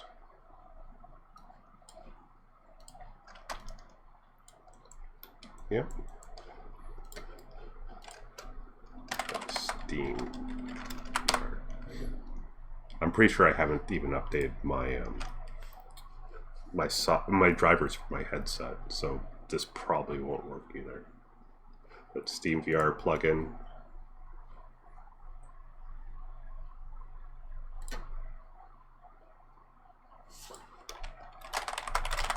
Sorry, repeat.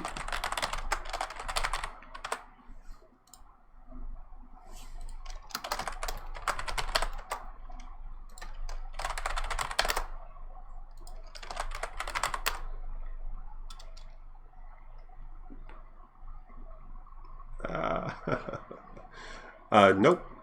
It just basically treats your headset as a camera, and regardless of what headset you use, it just ties the in-game camera to your quote-unquote head-mounted camera, and that's it. The only part where you do have troubles is with the input devices. So the index gloves versus the default pucks.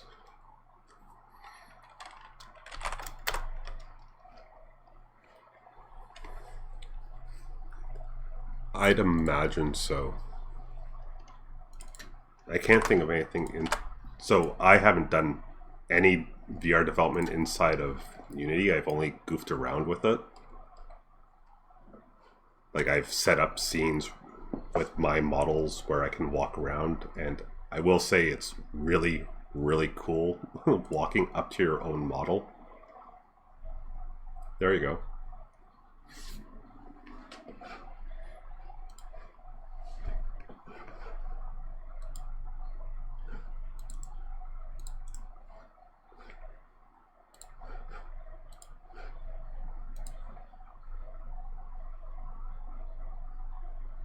The Oculus Quest has come a long way. I think cloud gaming like Stadia and Game Pass will be a huge boon to VR. Given storage and hardware limits, soon we'll get a lot more realistic VR games, which is exciting. I think a lot of it, this is completely speculative. I do have no experience on the production side. That's something you can ask Jeff about. The cost of entry to VR is still kind of high for a reliable headset. Until that comes down, I don't see it really taking off as much as it could as like a completely broad consumer level product. I mean, a lot of people just don't buy TVs anymore. They just buy a large computer monitor and ignore the TV entirely. Not everyone, but a lot of people. If you can choose between spending $500 on a TV and $600 on a monitor, you buy the monitor.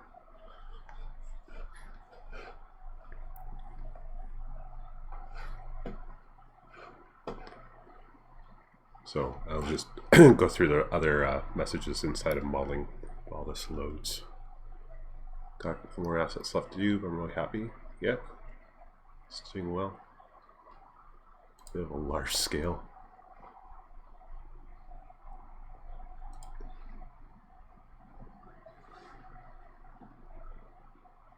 person is to model it. Yeah.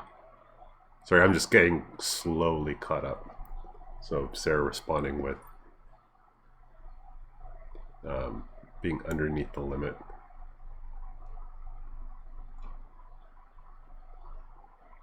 Snakes. Bradley, you also linked the work in progress shot earlier too, didn't you? Where you actually had lighting in? Yes. And you've got some of Max's fire effects in there.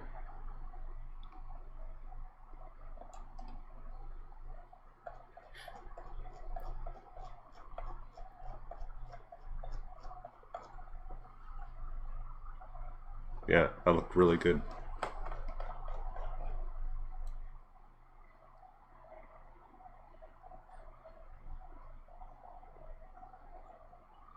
Personally, I'm not a fan of Max's fire. Legacy. Scratch folder on FOL. Yep. That's the name of virtual reality mode. Nope.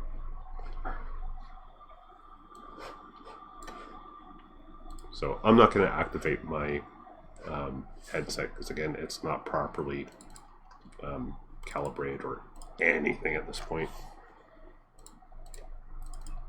But unless they've completely changed it,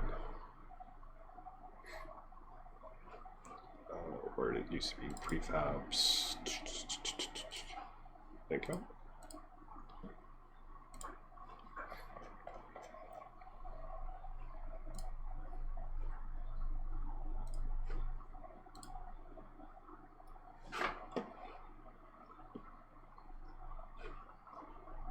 Okay, I'll take a look at it.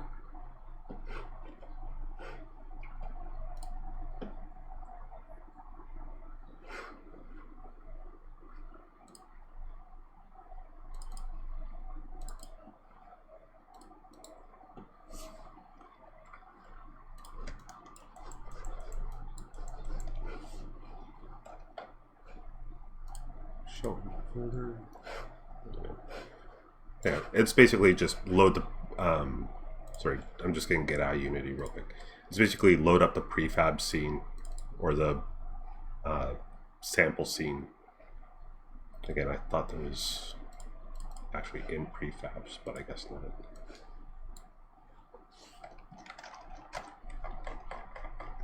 And then play. Or set up Collider on your floor plane and then play, and then you're walking around.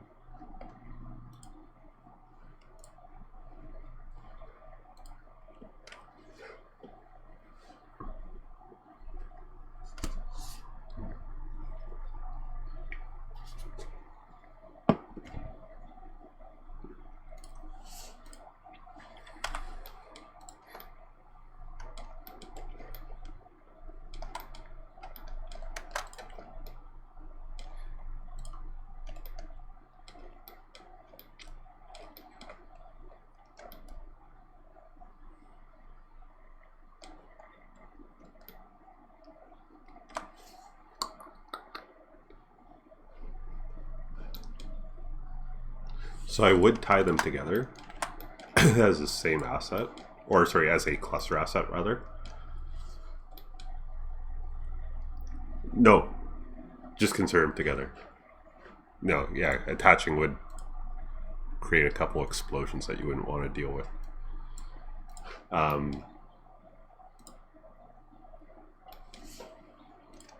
Let's see, the winch.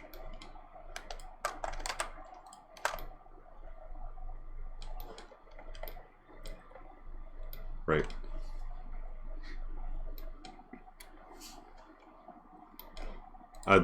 This by itself would be the cluster asset, and then these would just be the populations. So with the trap pulley, I would say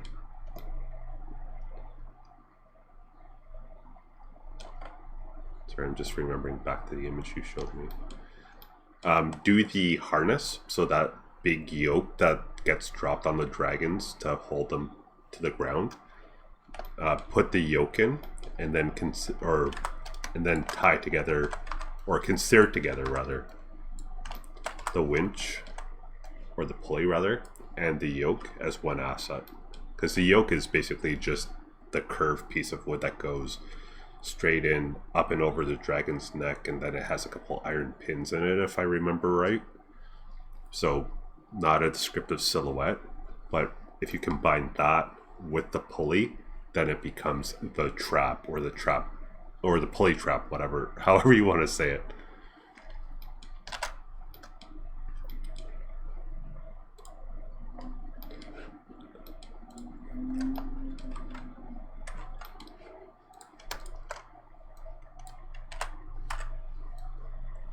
So 1, 2,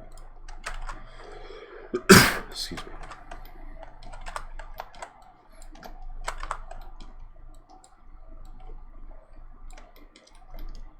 So once the yoke is in, that's 3. Okay, but it looks like you start to. Oh, these are your pulley pieces. Nice.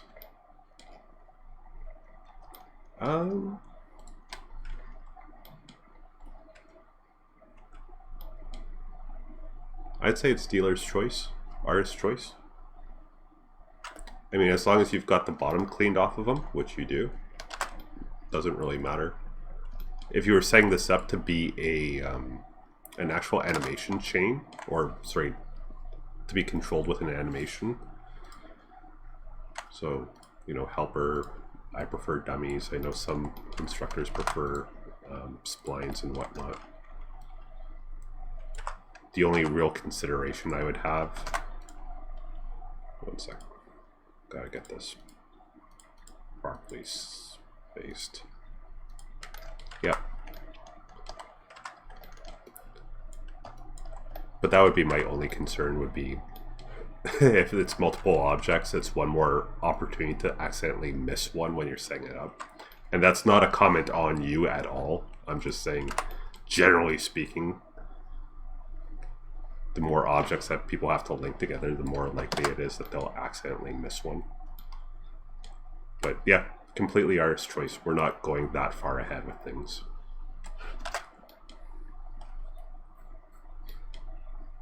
No problem.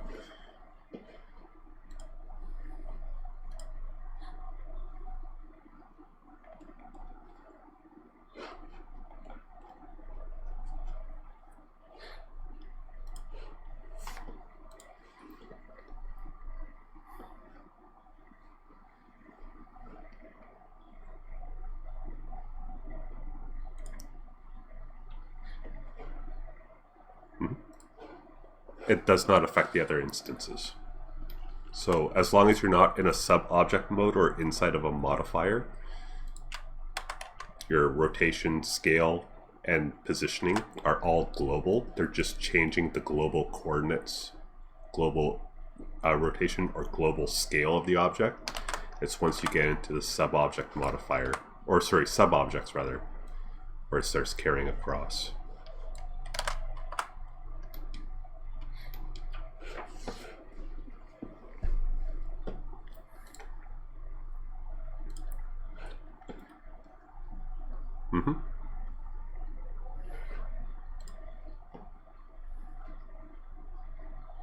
Yep.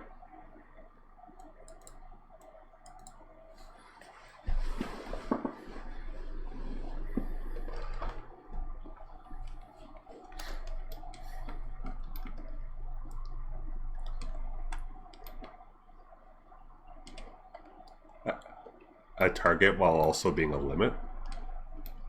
Yes. So when I say treat it as a target, I'm not saying You know, so James, your model is up here, so I'm just going to use it as a demonstration. So 1,400, that target doesn't mean to, you know, go in and start running a bunch of connects on it. Just so that once you go object level, I'm 14 under, those edge loops I just added have 0 impact. 1, I didn't adjust them. 2, it's just making a curved surface even more curved. So don't feel like you need to get to that limit. As long as you have a descriptive silhouette, that's what I'm going for.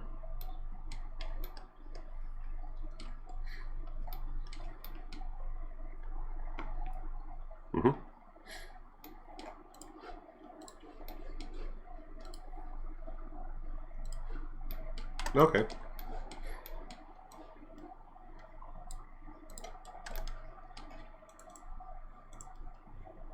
Yep. So, like, if you want to send me your file, by all means. But just to give a basic example of sort of like what I don't want, is I could make a fork that was 1,600. Sorry, efficiently modeled. I could do a fork that was, you know, just over 1,000, but it would still just be a fork.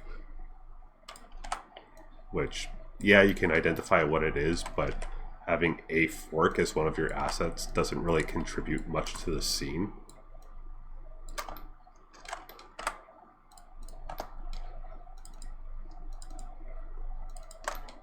So that's where it gets weighed into it as well. Looks like less like a fork and more like a, I don't know, salad tong.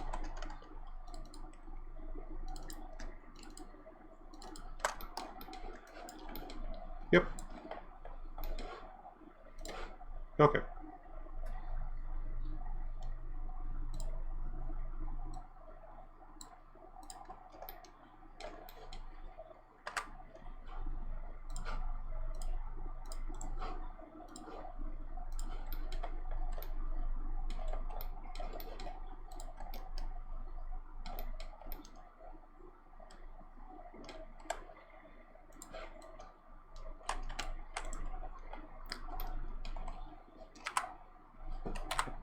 Honestly, I think so. Yours is a little outside of the norm because it's so big and so open. For a beauty shot, I would actually say this is a little better just because it gets the overall scale of things. Exactly. I mean, you could increase your focal, or sorry, change your focal length. And then truck your camera. Yep. What am I clipping through? Oh, target.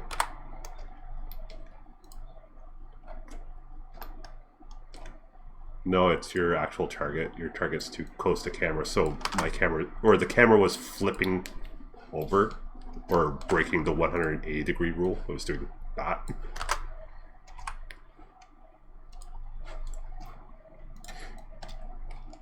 Yep.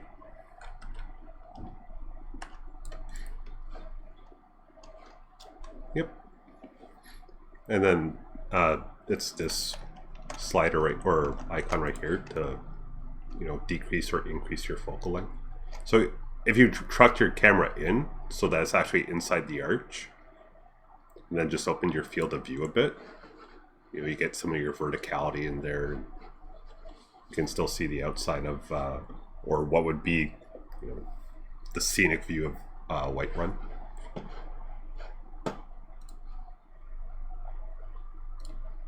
Nope. Just oh, believe me, I will be looking all over the scene. It's just one single shot that, so realistically what you're doing, I'm not grading you as if you're doing it, but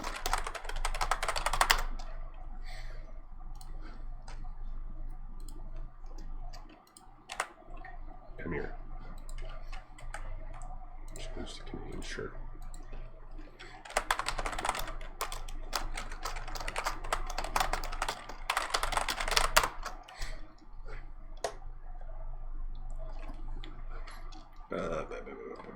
Some of these aren't actually 3D. So it's like this. Basically, I'm having you guys think about what would be the best shot for a thumbnail. And then you, after the thumbnail's clicked, then you go in and that's where you'd see the walkthroughs and, you know, trucked cameras and everything.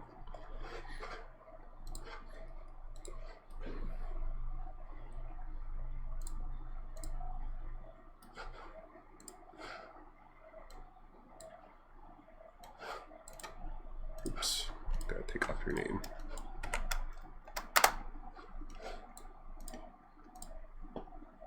I'm getting to yours.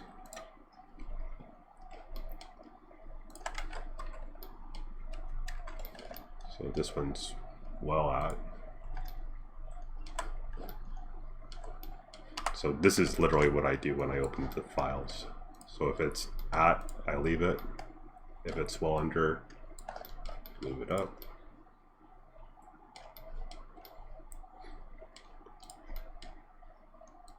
This one I'd say is actually fine. Like, it's a pew, but then you have the inset detail and you have curvature or silhouette changes for the feet. So even though it's, you know, half the try count, I wouldn't worry about it. Oops, come here. And throne's obviously fine.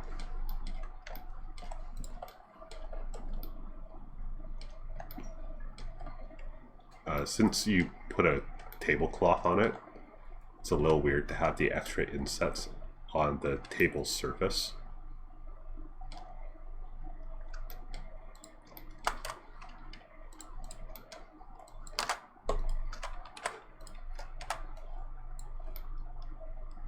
Yeah. So lots of geometry being sucked up with never being seen. Watch your non-planars too. So that's a single quad, and in this case, Max is, for once, correctly triangulating it so that you don't lose silhouette from this angle. And it's correctly triangulated here, but you have, don't have to, because there's ways to do it inside of Max that translates to other programs. They don't all translate well or easily. The only way to translate easily or reliably is to actually convert them to true edges by running a vertice connect on them. So even though Max is triangulating correctly, put an actual edge there so that when you bring it to Unity, Unity doesn't goof it and create a giant gap. Sort of like what you have here.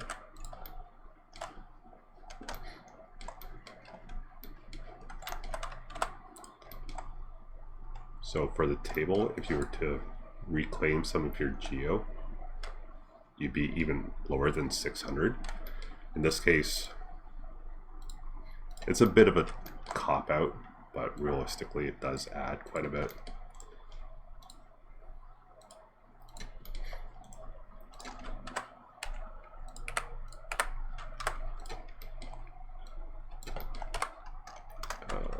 Didn't mean to actually rotate it.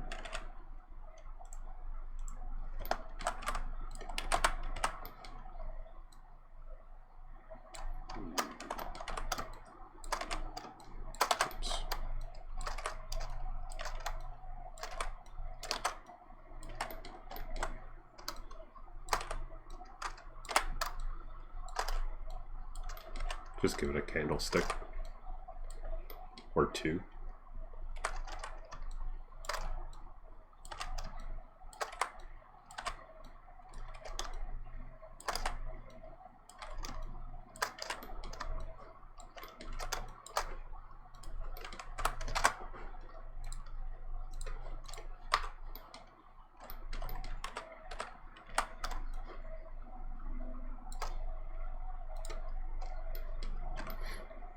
It automatically immediately punches up the silhouette strength of it. What was, just out of curiosity, so this isn't critique, but I'm curious. What was your theory on the formation for the geometry in the legs?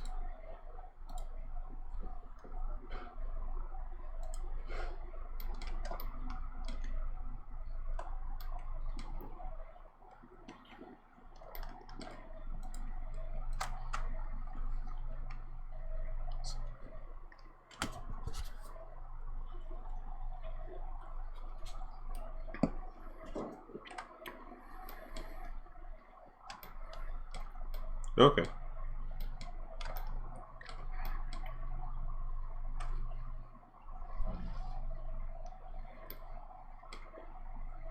Okay. So, but the actual table that your mom had, sorry, the actual table that your mom was in possession of, had these really sharp, angular sides to the legs themselves. Okay. No, I'm just curious because I've never seen a table like this, and it does sort of break things up because usually you're expecting either the lathe vase or the nondescript, slightly tapered cone or whatever the hell. But yeah, okay, right. I'm actually a little jealous because depending on how, assuming that you're pretty accurate with it, like all my tables are this basic, really not fancy, but they've all got this little engraving stuff on them, and they're very typical or stereotypical, whereas this would actually be something interesting.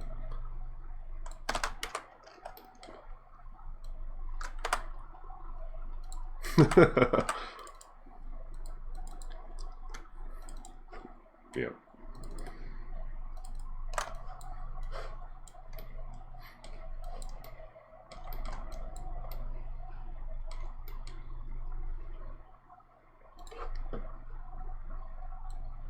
Oops.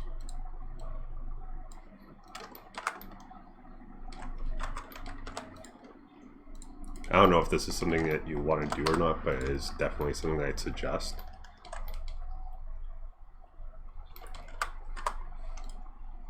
Chamfering it. Good. So that's that settled. For the sconce, or the wall sconce,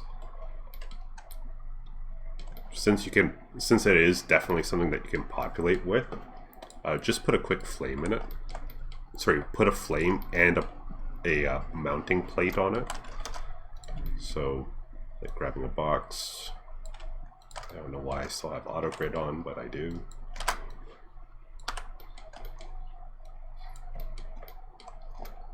And don't worry about like putting hardware or anything on it, because that's just gonna gobble up your your try count. Now I need an auto grid on. So simple low poly sphere. Get rid of my rotations.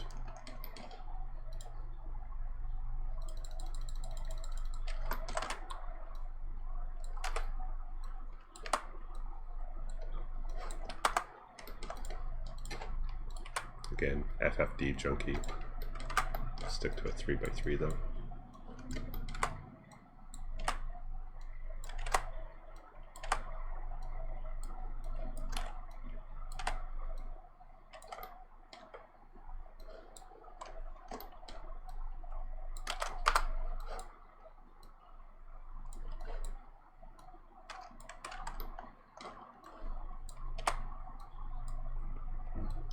The only really quote-unquote tricky thing when it comes to foliage or anything that's organic, and yeah, it's weird to think of fire as being organic, is that it has movement in all three axes. So as you move around it, there's a curvature from front view, but then there's a different curvature style from left view, and then there's a different one from 3/4, and etc. A lot of the times what people get wrong with foliage is keeping it only on a single plane or single axis. But that's it.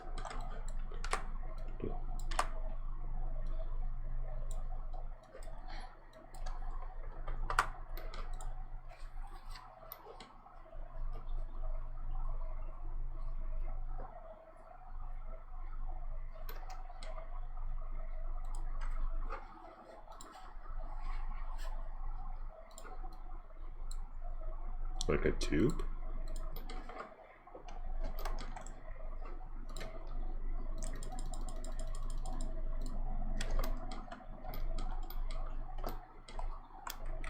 No worries. I wouldn't necessarily recommend doing chain as geometry. Like even rope by itself is going to be detrimental to poly count.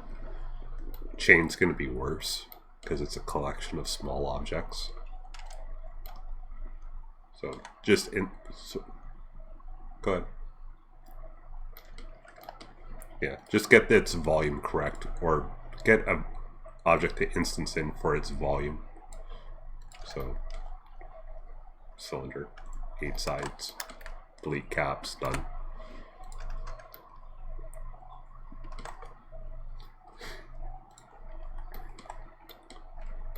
So table done, wall-mounted fire or torch sconce done. This guy's gonna be a little harder, just because like I can tell what was done to it. And I'm sure there's an object out there that looks like this, but unfortunately it does translate more like adding in detail for the sake of having the detail and driving up the count.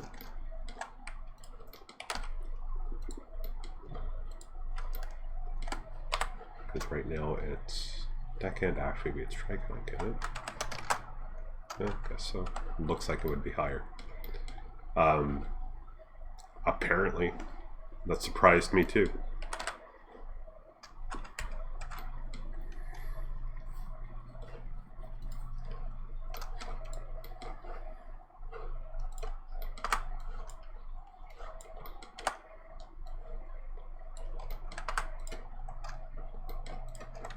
Or just add to it.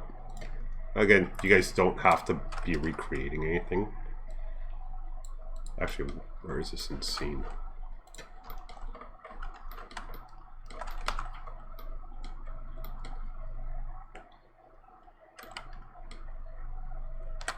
Right.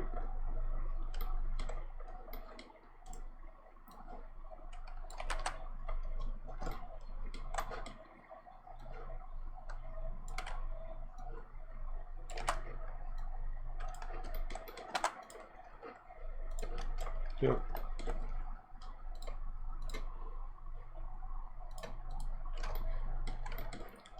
So really quick and easy, and because of how your scene population has already been done, it actually kind of makes sense to do this, like contextually. Now your spacing between these upright pillars and the main structural pillars is a little tight, so I don't think I can go as wide as I want to, but let's find out.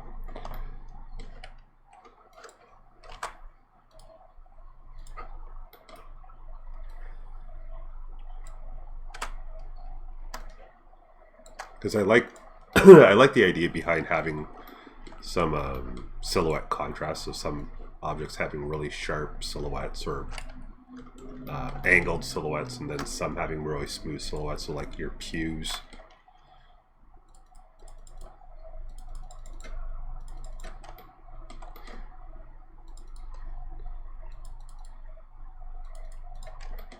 So then going FFD. These are still instanced because I'm not completely asleep.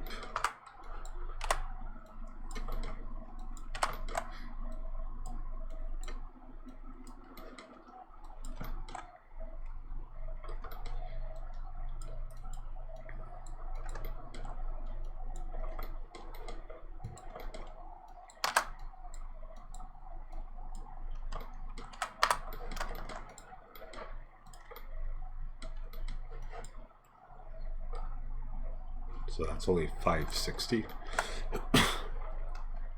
So could probably do something, or probably should do something a little better with the cross, or with the crossbar. Either, you know, putting a plate so that's not just clipping through the sides of it. You can do something a little bit more ornamental, like the object that I speed modeled over the last 2 weeks. You know, it's your temple, it's up to you. But I don't know, I think that's a good quick way to boost the strength of the silhouette, give some more variety.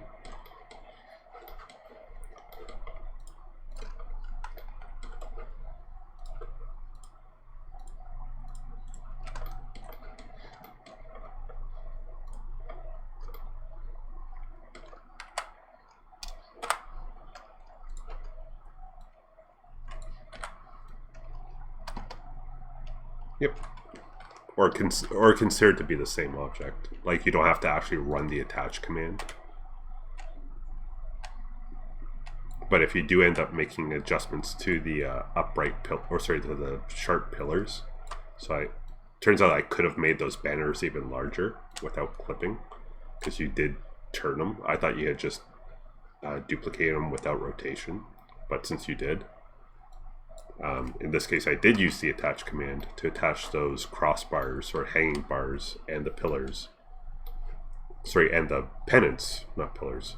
So because attach is a edit poly command, it populated across all of them. That's what ended up.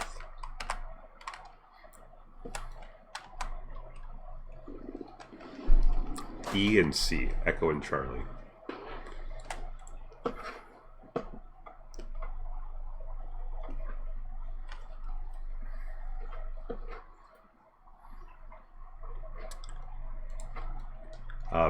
Press spacebar.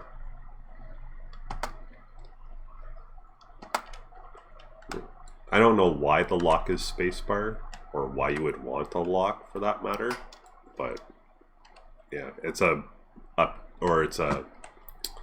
camera pitch lock.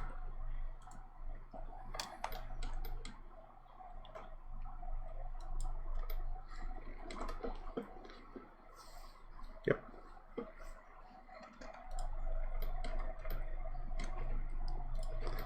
It's because I'm aware that my enunciation is often not great. And so rather than, and if I'm saying a letter that sounds like another, like NM or M or N, I'll use the phonetic alphabet. No problem. Some people benefit from it, some people don't. It doesn't take much brain power for me to say the phonetics. It takes some brain power for me to say the proper phonetics, but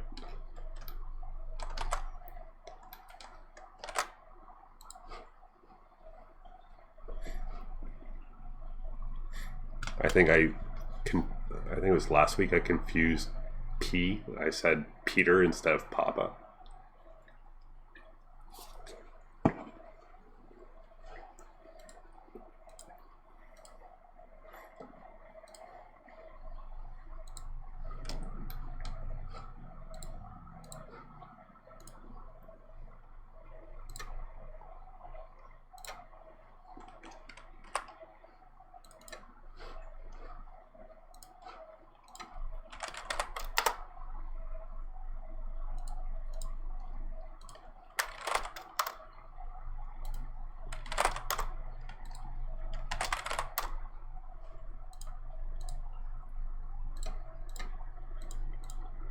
Good. They can't all be enjoyable. Like, I know there are some people that enjoyed the Normandy and other people who absolutely hated it. Maybe not to the level of the Pain Train, but up there. Isn't that the only way you guys refer to it at this point? I thought so.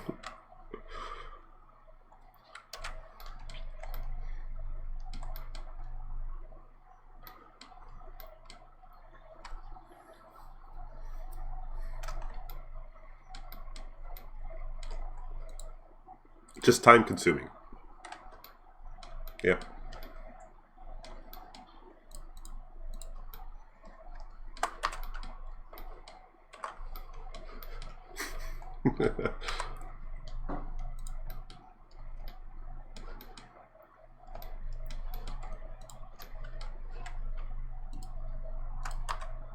Yep.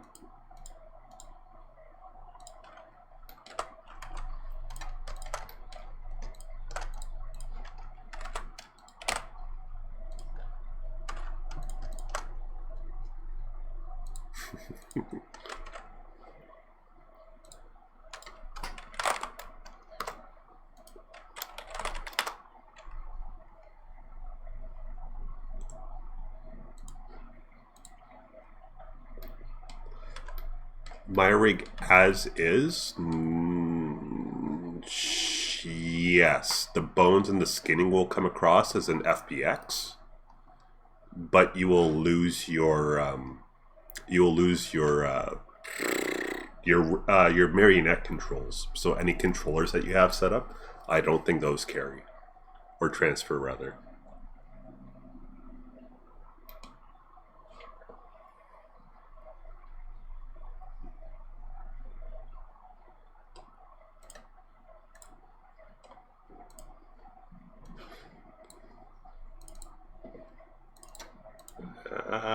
Turn off the sound.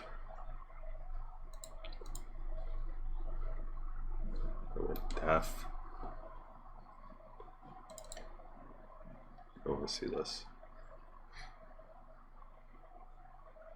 This is what you guys get to look forward to in year 2. Yep. Well, rig creation.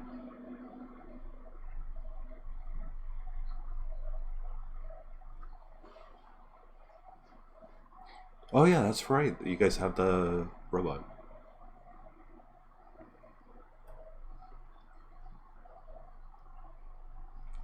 Wait, what was that value he just changed?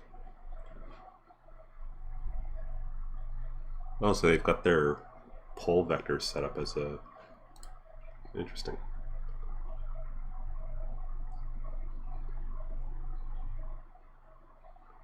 I used to actually work as a contract artist for rigging, but I haven't rigged in a very long time. I remember most of these controls and what's going into it, but I wouldn't do it now.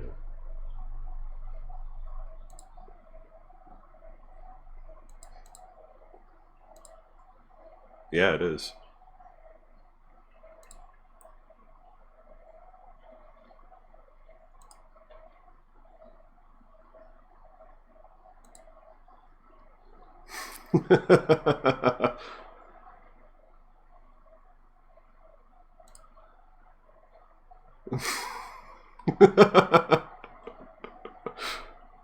Download face rig from Steam and then use it inside of a Zoom call.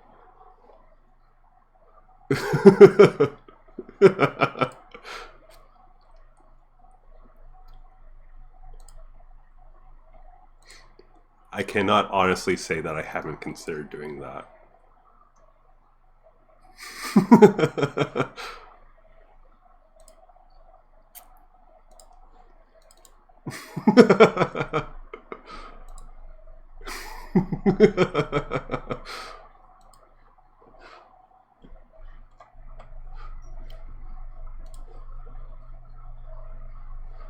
I love T-posing Xenomorph. Yep.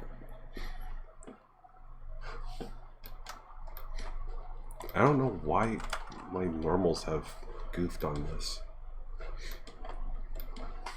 Because it used to be just add a poly on top, refreshes your normals, control A, sorry, not normals, smoothing groups, reapply, but now the fix is supposed to be add sequential normal modifiers and then hit it with smooth or add poly, but that doesn't work either. Another iteration of any 3 software, another iteration of finding workarounds when it breaks. Oh yeah, that's why I didn't say Max.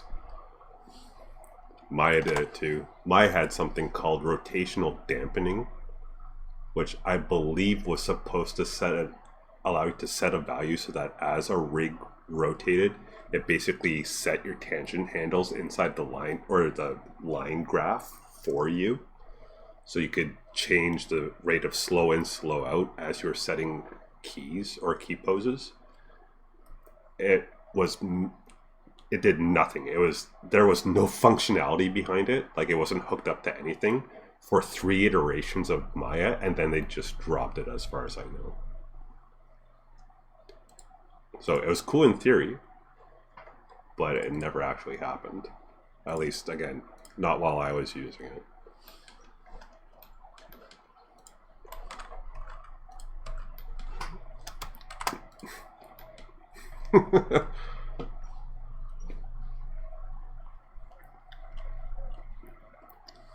Makes me think of that one Zoom call someone was in court for something and they accidentally put on the cat face and didn't know how to turn it off. Oh my god. That sounds amazing.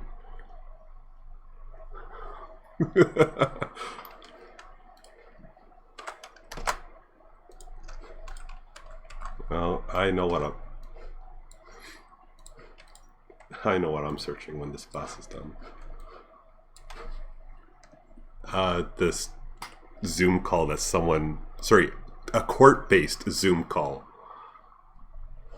with yeah.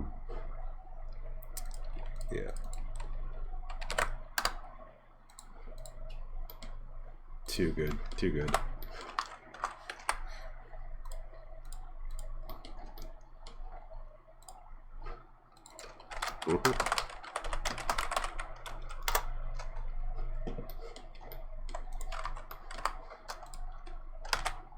Yep.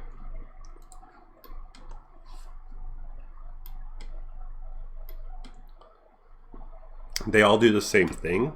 The 2x, 3x, 4x is just how many control points it's going to bring in by default. So they're all presets. Just go to FFD. Unless you know in advance which level of iterations you need, just go to FFD parentheses box. This would be the single time that I'd ever use FFD cylinder. But go to FFD box and then set number of points, and it's literally setting height, width, and length segments for geometry.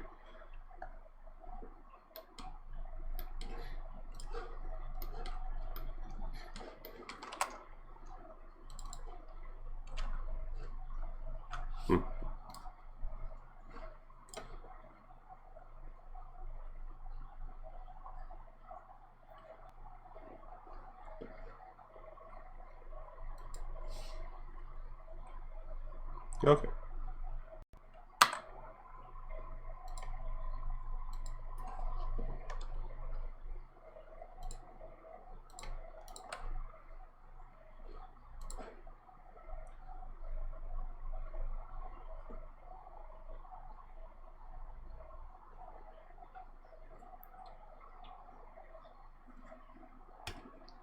Oh, it wasn't even a client, it was the lawyer who did it. That's funny.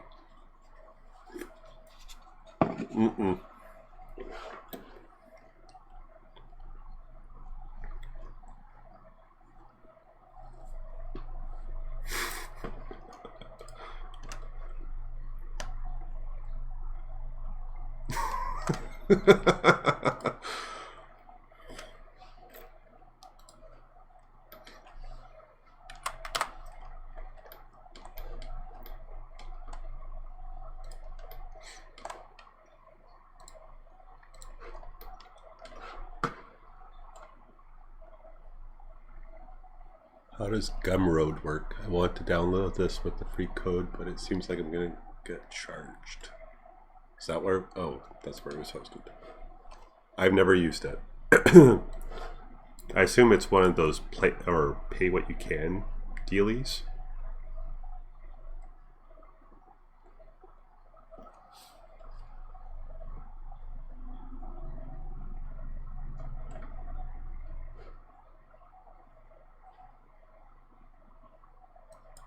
Oh, there you go. The 11-second club contest. How old is this?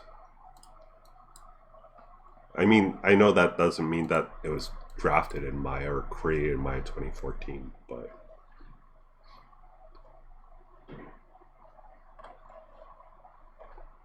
Yep.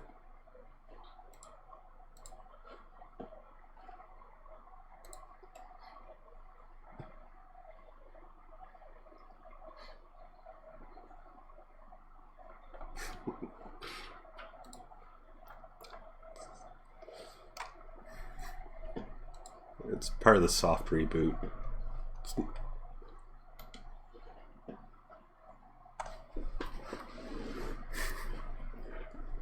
And it's flesh rather don't go there. And it's flesh rather than chitin. And did they have acid blood? The Neomorphs? Did they ever get cut and like bleed through?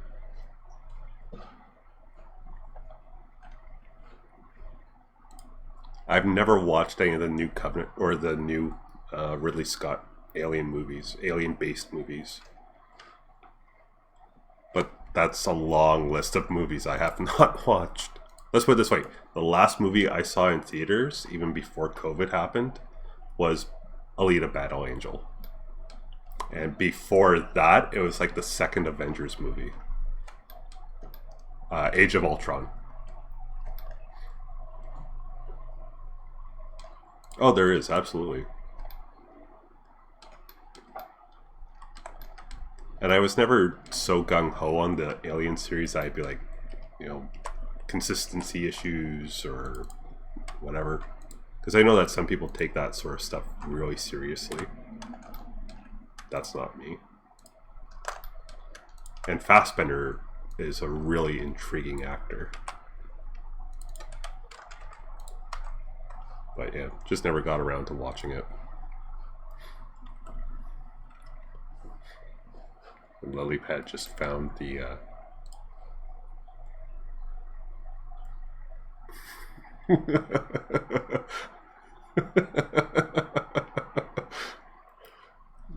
Lilypad found the I'm not going to show it on camera just in case, but if you watch back the stream or go to the Twitch chat,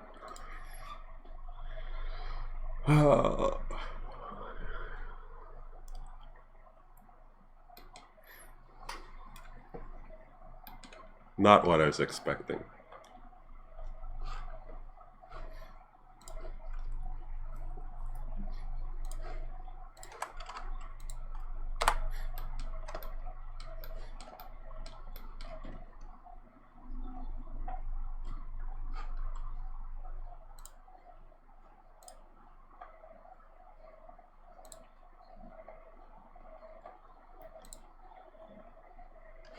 One less adorable cat meme today. Not a meme, but it was the lawyer in his making a court appearance with a Zoom filter as a cat.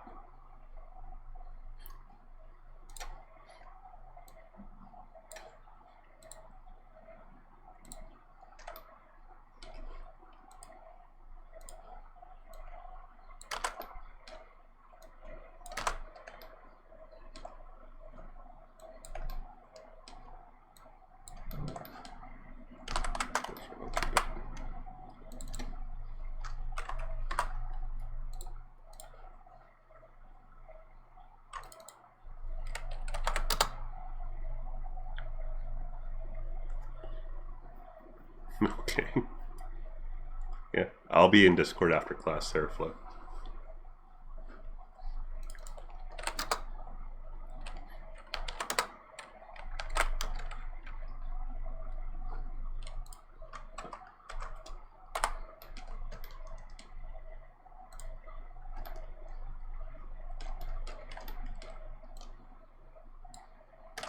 Can't do that.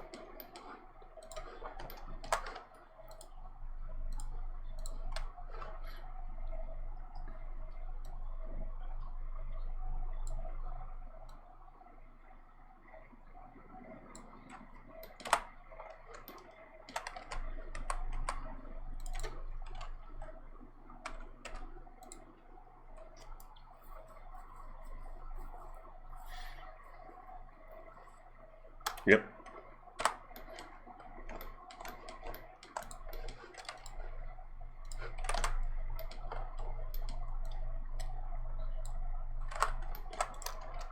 So sometimes it won't detect really thin objects. So I've got another plane in here. And I don't know what specific attribute causes it to freak out. but if it does start freaking out, before you add the FFD, add on either, actually the most reliable would be to just add a quick shell to it to give it some thickness. Don't worry about any particular value. Like obviously keep it short so it's not incredibly cumbersome to work with. But after applying shell, then apply the FFD modifier, make your adjustments, and then just delete all but one side.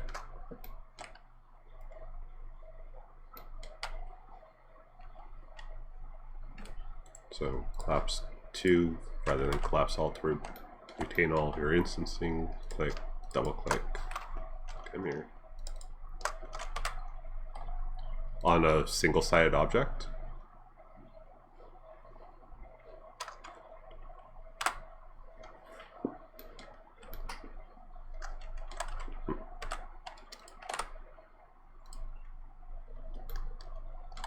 Yep.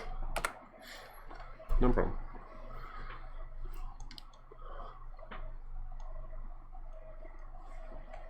Yep. Like this shouldn't fix it, but somehow it fixes it. So what I was saying earlier about, so my smoothing groups have been restored on these wall pieces, or I can now adjust my smoothing groups on these wall pieces. It used to be where if you brought in an FBX, so a model in from ZBrush or Mudbox or whatever sculpting program you're using, for whatever reason, Max wouldn't load up the smoothing groups properly. It would come in as completely faceted. It used to be that you just add on an edit poly modifier and it would refresh and you could collapse. Now apparently the workaround, so Max is still doing it, it won't properly load in smoothing groups depending on the model, but now you have to add sequential normal modifiers. So normal once to flip, normal once again to flip back, then collapse stack, and that brings back your normals or your smoothing groups for some reason. It's, yeah. It's 3D. What else can you say?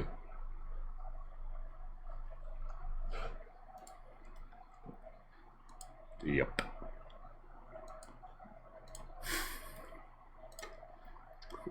Working in the technological industry.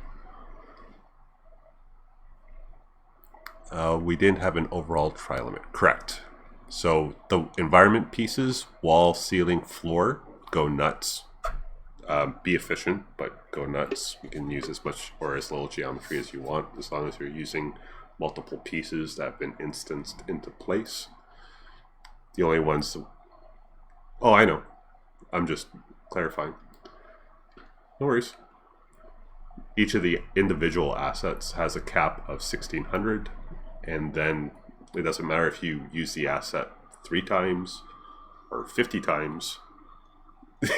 Yeah, I figured that was going to be the case.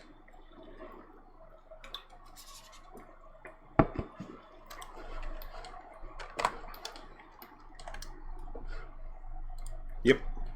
Yeah, I'm just dragging my feet on it.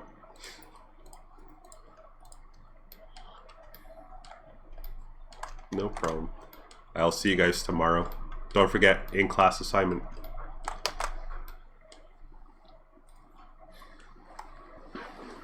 See ya.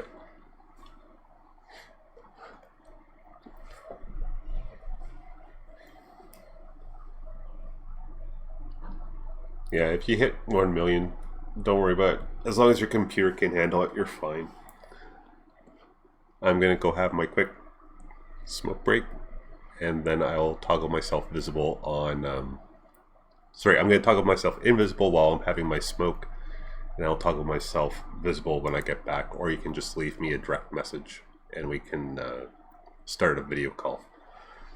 So Seraflow and Kitzer Jeweler have both asked for texturing help, so whoever messages...